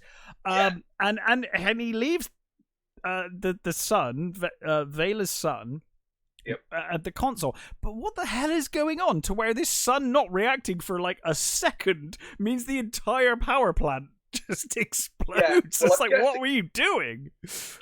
My guess is that obviously the vortex is affecting the power station. I guess, And he if he was paying attention, he would have done something. Probably could have shut it down or something, or you know what I mean. And I like that. So Gesser realizes what's going on. Yeah. He realizes that the old lady's died, and that her son works at the power station, and he's like, "We've got to get there. We've got to stop him from. We've got to stop what's going to happen there." But they're too late. The thing blows. It's a great shot when they're pulling really in and like, "Oh my god, we're too late," and they just quickly skid around to get out of there. And you get you get more shots of the truck driving around the city and stuff. It's not so egregious as the first time, though. Yeah. It's not so bad. I still think it's cool. I do like it. I really like the city shot of the explosion and Moscow kind of plunging into darkness. It's really cool. That's a cool all the lights going out in Moscow. It's very, very sweet. Yeah. And I do also like they've set up their base in a family's home. Yeah, they're all kind of frozen. They've frozen them. I'm guessing Gesser probably did it because he's like uber powerful wizard sort of thing. So they've frozen, and they're like, I love that they're sort of sat around this table. The guy's got the family are sat around the same table, and they're all sat around like they were sat around. They've got like food in their mouth and stuff while watching TV, sort of thing. Great. So they're all sort of there with like forkfuls of food about to go in their mouths and stuff, and they're just walking around them.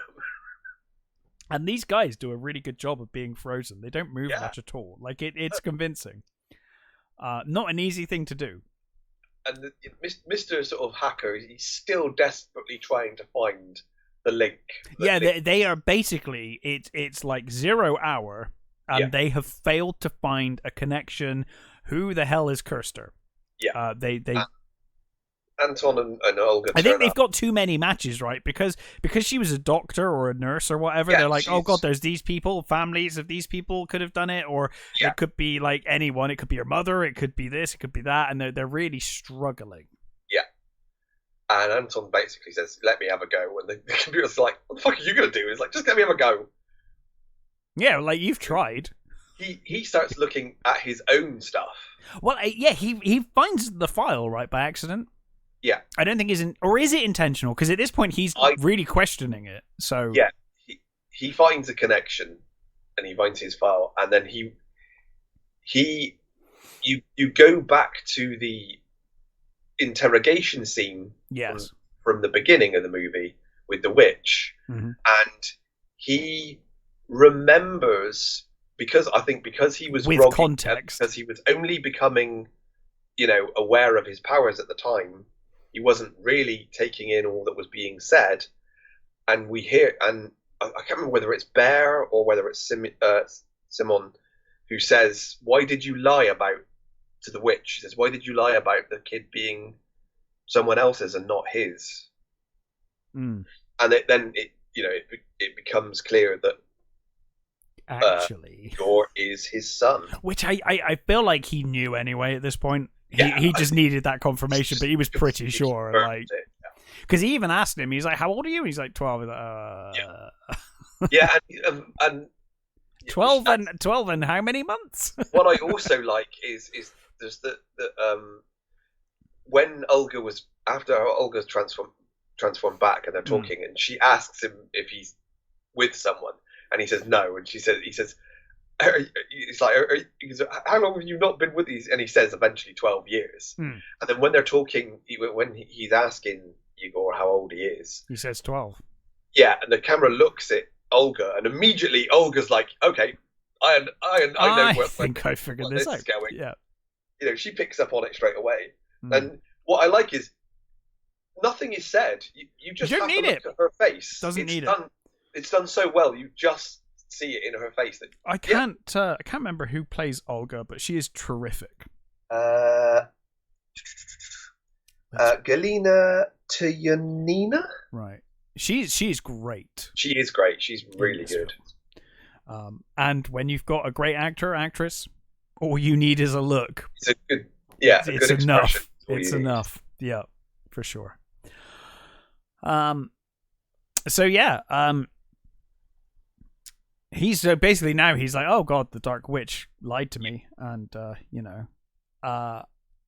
Gesser gives him the job. He says, you've got to go in there, you've got to talk to her, pretend to be one of her patients or something, and you've got to either convince her to tell you who cursed her, find out that, or you've got to kill her. Now, do you think when the witch said, like, you will take on his sin or whatever she says, did she at that point, is that the point that he became an other because the son was meant to die and he was meant to like become another as a result, and then like he didn't die, so they both were others? Or is that just unrelated to him? He was just naturally an other and just I think he was already an other. I think he was going to be an other, because I mean I think at this point we can we say we're at the end of the movie pretty much? Yeah, I mean I think at this point it's all part of Zevlon's plan. It's part of the plan, yeah. So I think I don't think Zevlon knew the precise details at the beginning, but he knows what's. He's got foresight to an extent, for sure. It up. Yeah, and I think that's what the computer game is. I think he sees paths, doesn't he, and like potential outcomes, and he's kind of calculating which And I think the computer game is him like running through the scenarios. Yeah. Trying to get his plan to get the answer that he wants. Yeah. Yeah. Or the outcome he wants. So yeah, they're like, hey, we can't figure it out. Yeah. Murder her. It's the only way. He does not want to kill her. Really does not want to kill her. No, but they're like, dude, thousands, maybe. I think it doesn't guess to say like thousands, maybe hundreds of thousands of people. Yeah. A nuclear power plant just blew up. We're bloody lucky that they're not already all irradiated. Yeah. You know, if this happens, this could be catastrophic. Like needs of the many, you know. So we get this great moment, just before this, where he goes to see Gesser, and Zavalon is in the room. Oh, yes. Zavalon is pissed. With a Doberman. With a Doberman. Zavalon is fuming. He basically wants to murder Anton for what he's done. He broke the truce. He deserves to die. At least he's acting this way, right? Yeah. At least he's acting this way. So Gesser basically forces Zavalon to give Anton this necklace, and he's like, "Oh, fine." Yeah. So he does, and the necklace immediately starts choking. Charm, against him, so that Zavalon can do no harm to him while he's wearing the charm. Yeah, and he says to Anton, like, because Anton starts choking as soon as it's around his neck, and he's like, "No, you need to tell Zavalon now he has no power over you." And as soon as he says that, it kind of releases, and it's just around his neck, this amulet of protection. But as Zavalon leaves, he does very ominously say, "I will see you soon." Yeah, and walks out. And he calls the dog, he goes, "Come on, ugly," to the dog. Yeah. Poor dog. So Anton basically gains access to Svetlana's apartment by saying he was a patient of hers. And he thinks he's got this ulcer. He's like, "I've got an ulcer." And so she brings him in and she examines him and obviously realizes he does not have an ulcer. And she's like, "Well, what the fuck are you doing?" She tells him to leave. And I mean, he's bless him. He's doing his best, but he just does nothing but come across as creepy and loony. Well, he's trying to avoid killing her. He's trying desperately to get the answer as to who might have cursed her whilst not killing her and not leaving. But she's like, "Crazy person, leave." And he's like, "But like, maybe we could just get food together or like, oh god, I pushed you by accident I pushed you on the metro. That's why I'm here, to apologize." And she's like, "Okay, you apologize, now leave." And he's like, "Yeah, but I did it on purpose. And let me stay." And she's just like, "You are insane." Yeah. But luckily, his perseverance works out as he eventually comes clean, and he's like, "Look, you're cursed." And she's like, "What? You're mental." And he's like, "No, you are cursed. Look at what's happened. Look at what's happening. Someone has cursed you." And eventually she starts to cry. And she's like, "My mother lived with me. She was infirm and she was living with me.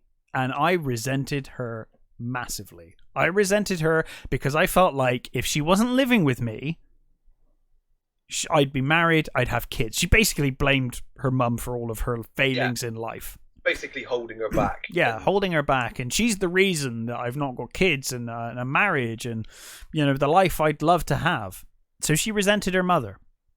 And as soon as she thought this, as soon as she wished her mother was dead, because then she'd be free, her mum got this kidney problem. Yeah. And of course, it turns out that she could be a donor for the kidney, right? Yeah. She said no. And then at this point, I think the film is quite good, because at this point you're like, "Oh, the mother cursed you." Yeah. But no. Sorry, what were you going to say? No, I was thinking, I mean, I was thinking I guessed it, but I don't know how other people feel about it, because, you know, they can find no connection. But what I really like is the way she says, you know, I found out I was a suitable donor. Yeah. And I asked my mother whether she wanted my kidney, and my mother said no. And the only reason I told her, because if I didn't tell her, she would have just taken the donation. Yeah. But I told her, and the only reason I told her was because I knew she wouldn't take it. Yeah. And that whole sort of, it's amazing. rigmarole of thing really pulls out her guilt. And she realizes what a horrible person she's been. Yeah, so she unwittingly cursed herself. Out of guilt. And Anton is like, you need to forgive yourself. Yeah. You need to remove the curse on yourself. Yeah. Otherwise, everyone in Moscow is probably going to die. Yeah. And the curse is lifted. Yeah. At that point. It's so simple. Yeah. She literally just says she sort of forgives herself, and the curse is lifted, and it goes away. Yeah. You think, that was it. That's it. The lights come back on, even though the power station's blown up. Don't know. Yeah. Magic. And I'm guessing just something blew. It didn't blow the whole station, just some bit of it. I mean, Auntie, whatever her name is, son is definitely dead. But yes, the lights come back on anyway, and I guess maybe another power plant takes over as like a redundancy of some kind. Maybe. Because it is Moscow. You'd imagine Moscow would have more than one power supply somehow. Anyway, and of course the plane finally lands safely. Yeah. So, Nightwatch have been focused on Svetlana, which rightly so, it was the end of the world. However, Larissa in the meantime is on the roof of Yegor's building. Yeah. And she's calling him. Yegor manages to distract Bear and Tiger Cub. Yeah. And he kind of heads up the fire escape. Bear and Tiger Cub obviously realize, and they're like, oh god, what have we done? And they try to go after her, but Larissa has got Yegor.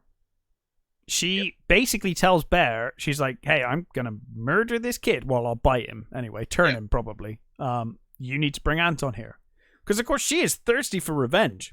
Yeah, she's lost everything because of this guy. She's a wreck. She's hungry. She's injured. She's lost the love of her life. Her love is dead. Yeah. So she's completely fucked, really. Yeah. She wants Anton dead. Yeah. He turns up, and she gets him to toss away the necklace, so the protection is gone. Yeah. She basically is like, I want my life back as a human.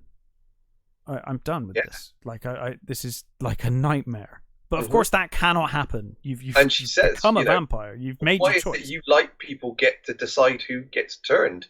I didn't have a say in it. You licensed him. You licensed him to turn me. I did not get the choice to be turned. Like yeah. It as we said, the light and the dark in this, the dark are definitely worse than the light, but the light are not good. No. Like, not good. There is some serious bullshit going on in this setup. Yeah, because you get the impression that they use like as they say a number of times, they're using live bait to almost goad the bad guys. I think being bad. Yeah, I think with the light, it's like the lesser of evils. Yes. Where they're like, okay, we will sacrifice the occasional innocent person in order to keep the peace. Yeah. We will use live bait, putting them at risk for the greater good of tracking down people breaking the truce. Yeah. So yeah, both sides are assholes. Just one side's worse than the other. Yeah. Good. The what is it? The road to hell is paved with good intention. The road to hell is paved with good intention. So there you go. Anyway, Anton throws the necklace away. She's basically like, I want to go back to being human. This is rubbish. I didn't have a choice. You gave Andrei the license to turn me because we loved each other, but I didn't have a choice. And then you killed him. So, like, even if I did have a choice, I would have chosen because I love him. But then you immediately killed him. So now I'm stuck like this forever, with half a burnt face as well, thanks to you. It's like you let Andrei drink from me, but you won't let me drink from Yegor. What is this bullshit? Yeah. Why? And of course, Anton says, Yegor is the great other. Like, we can't do it. Yep. He has to, basically, it's like, you cannot turn this guy, because he is either the Messiah of Light or the Messiah of Dark, and it must be his free will to choose which he's gonna be.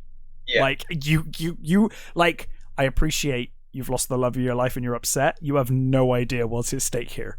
Yeah. Like, because she has no idea what she has stumbled into. Mm-hmm. Right? Like, she thinks... Yeah, of course she doesn't. She's got no clue because she's not been told anything. She's not been told anything. She has no idea that this is literally the like, apocalypse stakes of, the highest stakes you could possibly imagine. The final battle is going to be decided here. She doesn't know. She's no idea. She's just a grief-stricken, thirsty vampire. And while you've got this going on, you've got Zevlon enters the building. Yes. Gets in the lift with his dog. In the most badass way. Yeah. He looks so cool, doesn't he? He's like lights amazing. up a cigarette and stuff. And he looks cool the whole way through. Like, when he does the truck thing at the start, he's so cool. Yeah, he is. He's got that military cap on and stuff. He just looks awesome. Yeah, he looks great. He gets in the lift and screams. And there's a lot of screaming in this movie. He screams. There is. Which seems to be powering up the lift. The lift. He screams the lift.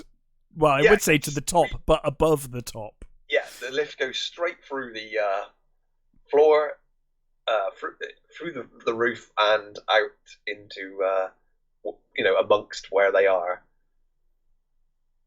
And then everything goes black. Yep. And the dog basically sort of attacks Anton. Yeah. Anton. I'm still not quite sure where that light came from. No, I'm not entirely sure. From the lift, or because it certainly seemed to have appeared when the lift did, so I'm guessing it might have come from the lift. Yeah, but possibly. Basically, a big fluorescent tube that he picks up and sort of fights off the dog with. Mm-hmm. And it must have been the fluorescent tube of the lift. That would make sense. Yeah. It looks awesome anyway, wherever he got it from. It's a great shot. This is all looking very much like the game that we've seen. Oh yeah, absolutely. In the the game, it looked like it was a lightsaber or something, and you didn't quite realize what it was. Yeah. And you get that effect's really cool. So Zevlon takes the sword out of his spine. Yes, much like the video game. Yeah.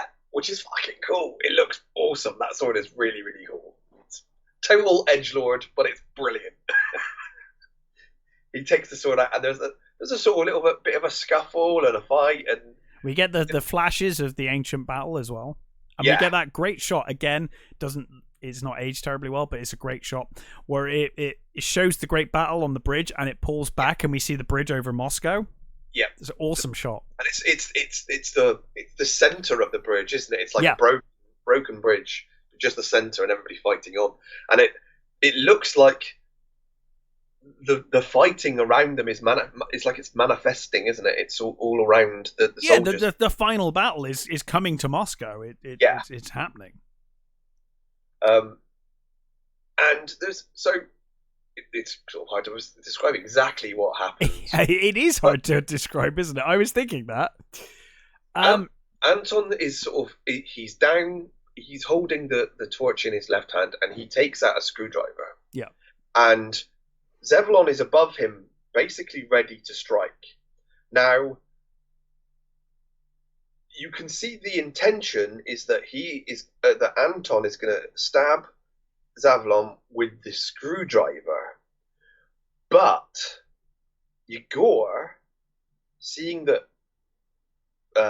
Anton is being defeated, tries to come between them, but as he comes between them, there is like a roll, and Anton ends up over Yegor with the screwdriver at his throat. Yeah, it's kind of the heat of battle. Yeah, and I think Zevlon he's manipulating Anton. Manipulating it. Because Anton's seeing stuff as well, and he's got like visions of things. He doesn't quite realize it's Yegor, I don't think. No. Now, he has this moment of lucidity. Yeah. And he's like, what am I doing? And Yegor's like, I brought, I didn't want to. Yes. Are you going to kill me? Charm, hasn't he? Yeah, he's like, I brought you the charm. I brought you the necklace. Like, what are you doing? You don't want to kill me, do you? And of course, Anton's like, no, of course not. And then this I did see coming at this point. I was like, oh, okay, I see what's going on. And of course, Zevlon's like, yes, you fucking did. You did want to kill him. Yeah. You did want him dead. Yeah. And what's her name? Alyssa. She's got the footage. Now, I'm never quite sure whether Alyssa was the dog. Alyssa's the Dark Witch. Yeah, but no, I didn't know whether she she may also be the dog. Yeah, that's a good point, actually. I guess she probably... I didn't know whether she was yeah, the dog. Maybe, because she is kind of his right hand. She just appears, doesn't she? Over his shoulder, and I think maybe she was the dog. You might be right. I think you might be onto something there. I'd never thought about that before. That makes sense. She pulls out the interrogation notes. Yes. From the witch. Yeah. It's the transcript. Yep. And reads out what his intentions were. Yeah. And of course he did intend to he changed his mind quick. Yep. But he did want to kill the unborn Yegor. Yep. And it's written all over his face. Anton is too honest in his emotions and in his expressions, and Yegor can see it. Yeah. Anton pleads with him. He's like, don't turn to the side of dark. And Yegor's like, you are worse than dark. You lie. Mm-hmm. He's like, hey, they're evil, but they're honest. Yeah. Yeah. You wanted me dead, and obviously Anton is distraught. Yeah. And I don't know why. I don't know if I'm just an asshole. I really like movies with really bleak endings. I just like it. I love the way this film ends. It's not just you, dude. There's a reason most people's favorite Star Wars is Empire. Yeah, there's just something about it. I think sometimes I've said before, and this makes me sound like a horrible person. I appreciate. I've said before, sometimes when I'm having, and no, actually there is a good legitimate reason for this. When I'm having a really bad day, or I'm really depressed, or I'm really upset, it goes one of two ways. I'm like, hey, I'm gonna watch Tron because that'll cheer me up, or some show of Godzilla because that'll cheer me up, or I go the other direction. I need to wallow. I want to watch Threads. Yes. And the reason is, I'm like, well, at least that's not happening. It could be worse.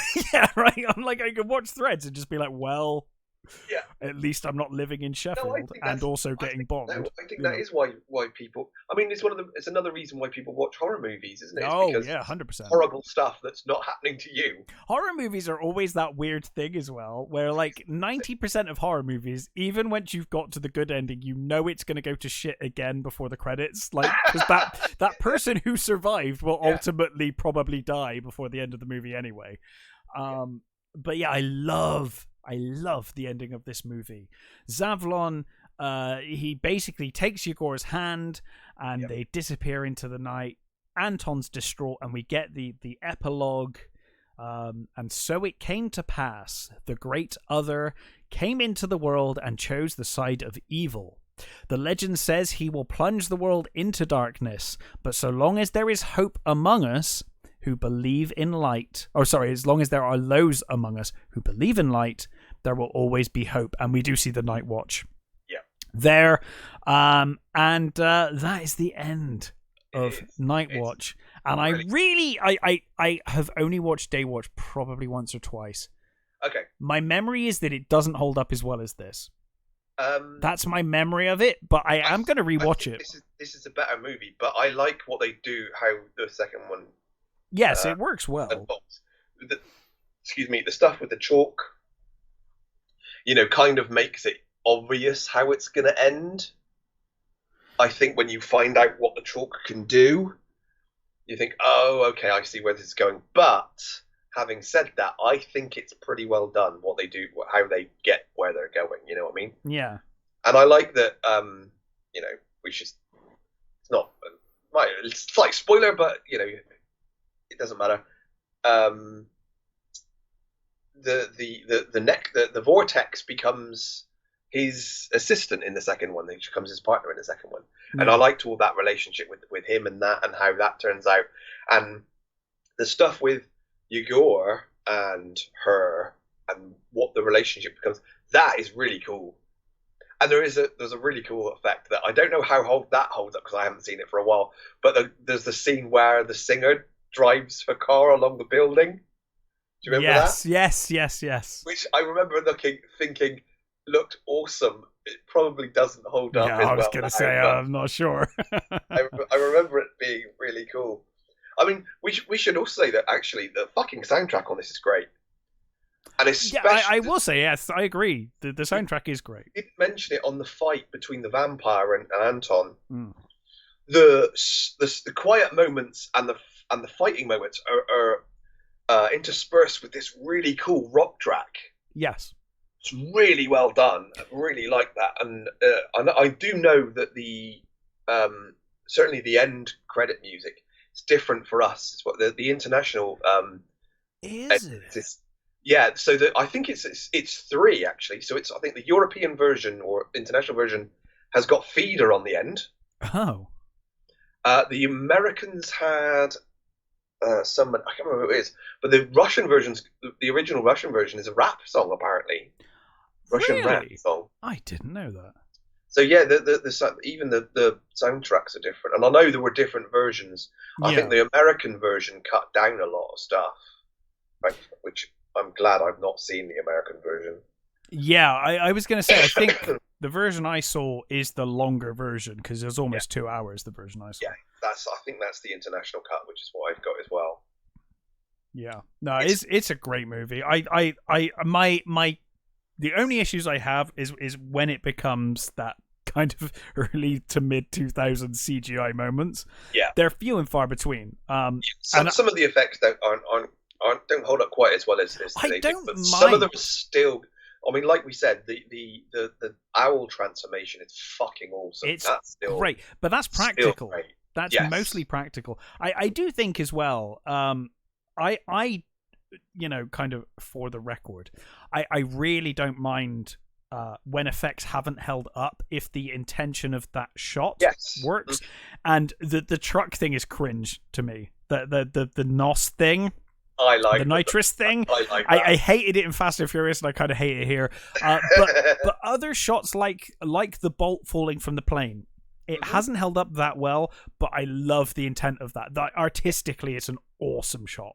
It's great. Yeah, you think with slightly better effects, it would look fantastic. Yes, absolutely. And we should actually mention Timur Bekmambetov, who directed this. He's a really good director. He directed a number of really cool stuff. He did Wanted, which I found out is actually the reason why we didn't get a third movie. Oh. So the original plan was the third movie was going to be in English. He was going to direct it in English, and it was going to be. So was it going to be like just set in America or somewhere else? I don't know the exact details of how it was going to work. All I know is that it was going to be filmed in English, and then he got the offer of doing Wanted, so he went and did that instead. Right. And once Wanted was, things kept falling apart a little bit, and then once he'd done Wanted, he said that kind of what he wanted to do with the third one was what he did with Wanted, so he saw no reason to ever do a third, which is a shame, really, because I don't like Wanted very much. I've got to say, I wasn't a huge fan of Wanted when it came out. Mm-hmm. But I thought recently, I was like, I might rewatch it, see what it's like. It is super cringe now. Yeah, but it's worse.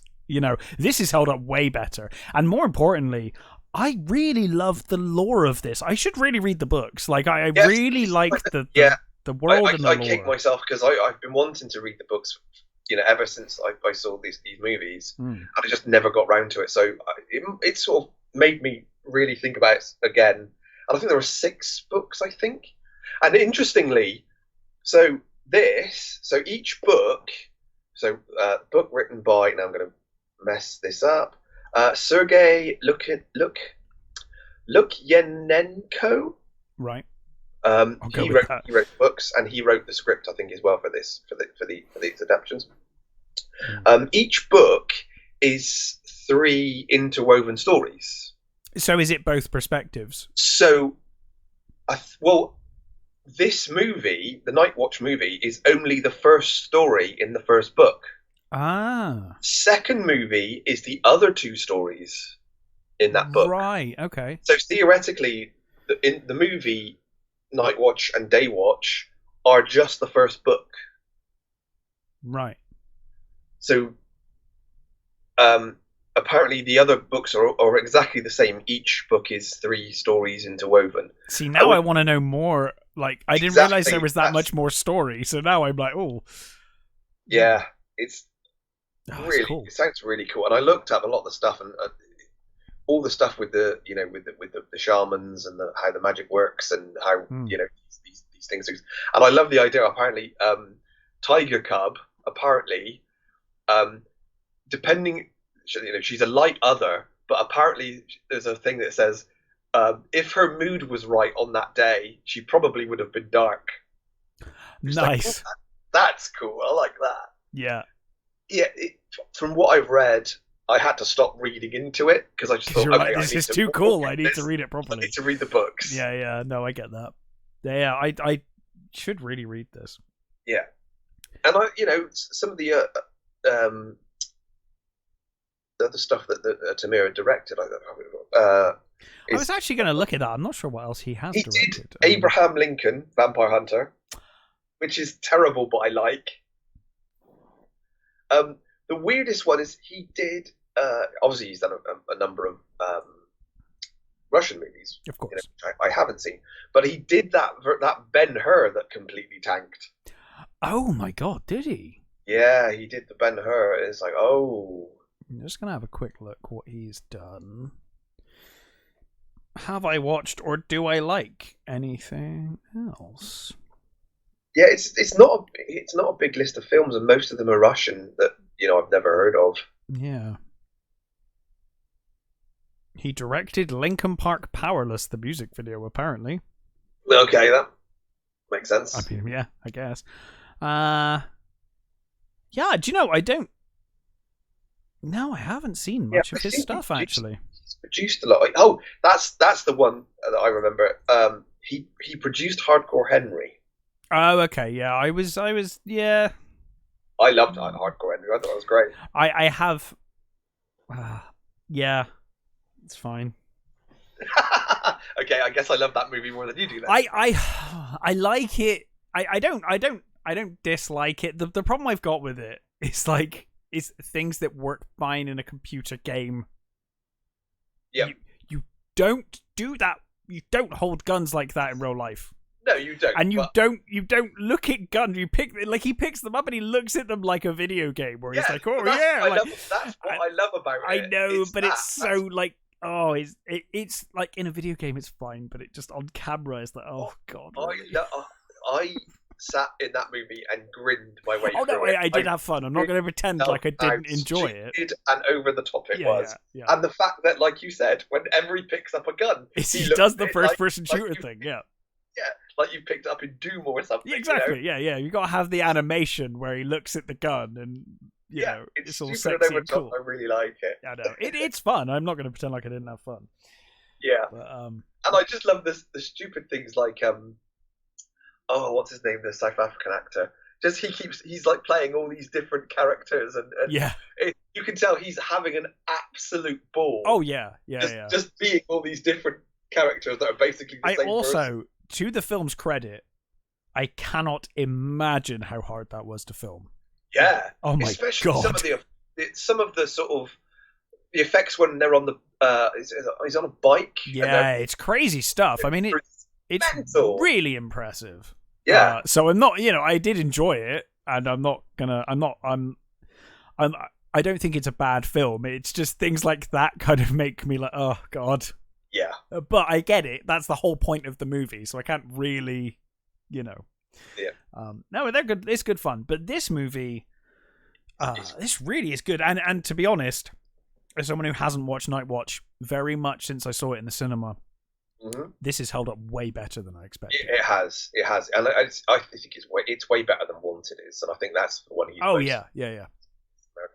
But this movie was like, it was a $4 million budget, and it made 33,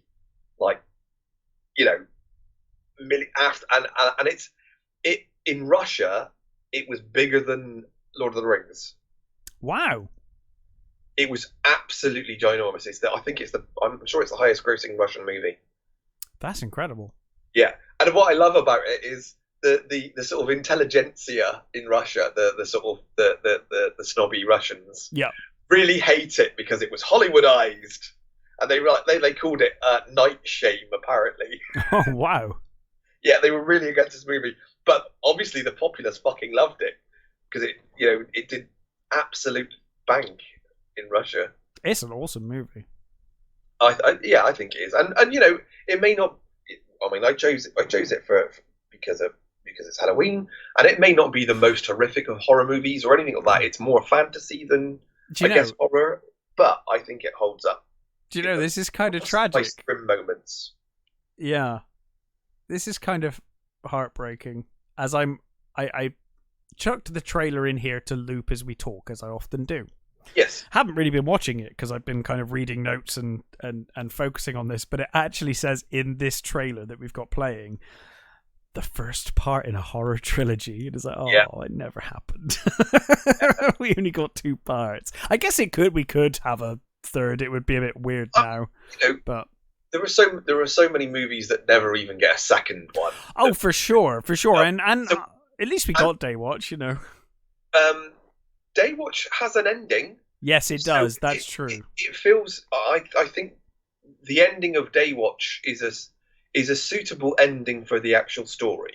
Now, see, I have the same reaction with this as I do with Berserk, and I know people have mixed opinions on Berserk, and certainly the creator of Berserk, people have very strong opinions about the creator. But regardless, that I have never read Berserk, right? I have only watched the animes. Yep. And I absolutely love how bleak and awful the 97 anime ends, and I kind of feel like everything after that is like, I don't want to see it. I'm really happy with this really bleak ending, but with that glimmer of hope that Guts is gonna go and get his revenge. That was enough for me. I didn't need to see beyond it, and everything I see beyond it, like that mid 2000s anime that they did. Or 2011-ish, 12-ish, I don't know, somewhere around there. Not such a fan, because I'm like, no, I don't know. I think I really liked this small anime that it goes from this, this kind of band of these, the band of the Hawk or whatever they're called, or the band of friends. They got this really nice friendship, and it's almost D&D like, where they're on this campaign, and they're all really laughing and jokey together, and they've got this really nice camaraderie, and it just goes to shit. And I kind of love it. I love how bleak that ends, and I kind of feel the same here, where I'm like, I don't need another movie, to be honest. It would be nice to have the full trilogy, and it's nice to have Daywatch, but I do love how this film ends, where it's like, yep. Sometimes bad things happen. I do like the ending of Daywatch. I think I do. And it rounds it off quite nicely, I think, actually. Yeah. Don't really need a third part, but I would, I'd have loved more. I was so, because, like I said, at the time, they said, oh yeah, the next one's going to be in English, and it's like, oh, that all sounded great to me. I was totally waiting for that to happen, of course. Just never, happened. And I think that what I love, one of the things I love about this movie is it feels very World of Darkness. Do you know, I was thinking it's very Vampire the Masquerade. It's very Vampire the Masquerade, Werewolf the Apocalypse sort of stuff. It feels like that universe. Because you've got effectively the Masquerade in this. Yeah, you know, where it's like, oh, we have the truce, and you can't do this, and you can't do that. Obviously, in the Masquerade, it's about maintaining secrecy. In this, it's just like, well, do what you want, but don't overstep your bounds, and don't murder or turn people without permission. And it sits right there with things like The Crow and Underworld, and Underworld was sued by White Wolf, so dude, I hate to say it, but I can't blame them. No. I mean, especially considering it was what's her name? She wrote the Sonya Blue books. She wrote a story that basically is for the World of Darkness setting that is basically Underworld. Yeah, I mean, Underworld leans into it's probably a discussion for another time, but Vampire the Masquerade, Underworld leans into the silliness that Vampire the Masquerade shouldnire be, but is. Yeah. With people walking around in leather trench coats and looking like obvious vampires, when the whole point of Vampire the Masquerade is that you're meant to be subtle about things. You're walking down the street looking like Trinity and Neo. It's kind of like, I always thought like Vampire the Masquerade is such a great concept, but they probably shouldn't all look like obvious vampires. But at the same time, you've created your character and you want them to look like a badass. And you're like, of course, I'm into the leather bondage. That's what I'm all about. You know, it's like, okay, but the Masquerade. Being the terrible vampire junkie that I am, Vampire the Masquerade is the thing that I ran the most back in the day. I love Vampire the Masquerade. Now, if you want lore, there is a lore-heavy setting. I think it's great lore. It's wonderful. I know they've changed it a lot over the years. The later episodes, much like much like a lot of settings, I kind of fell out of love with it.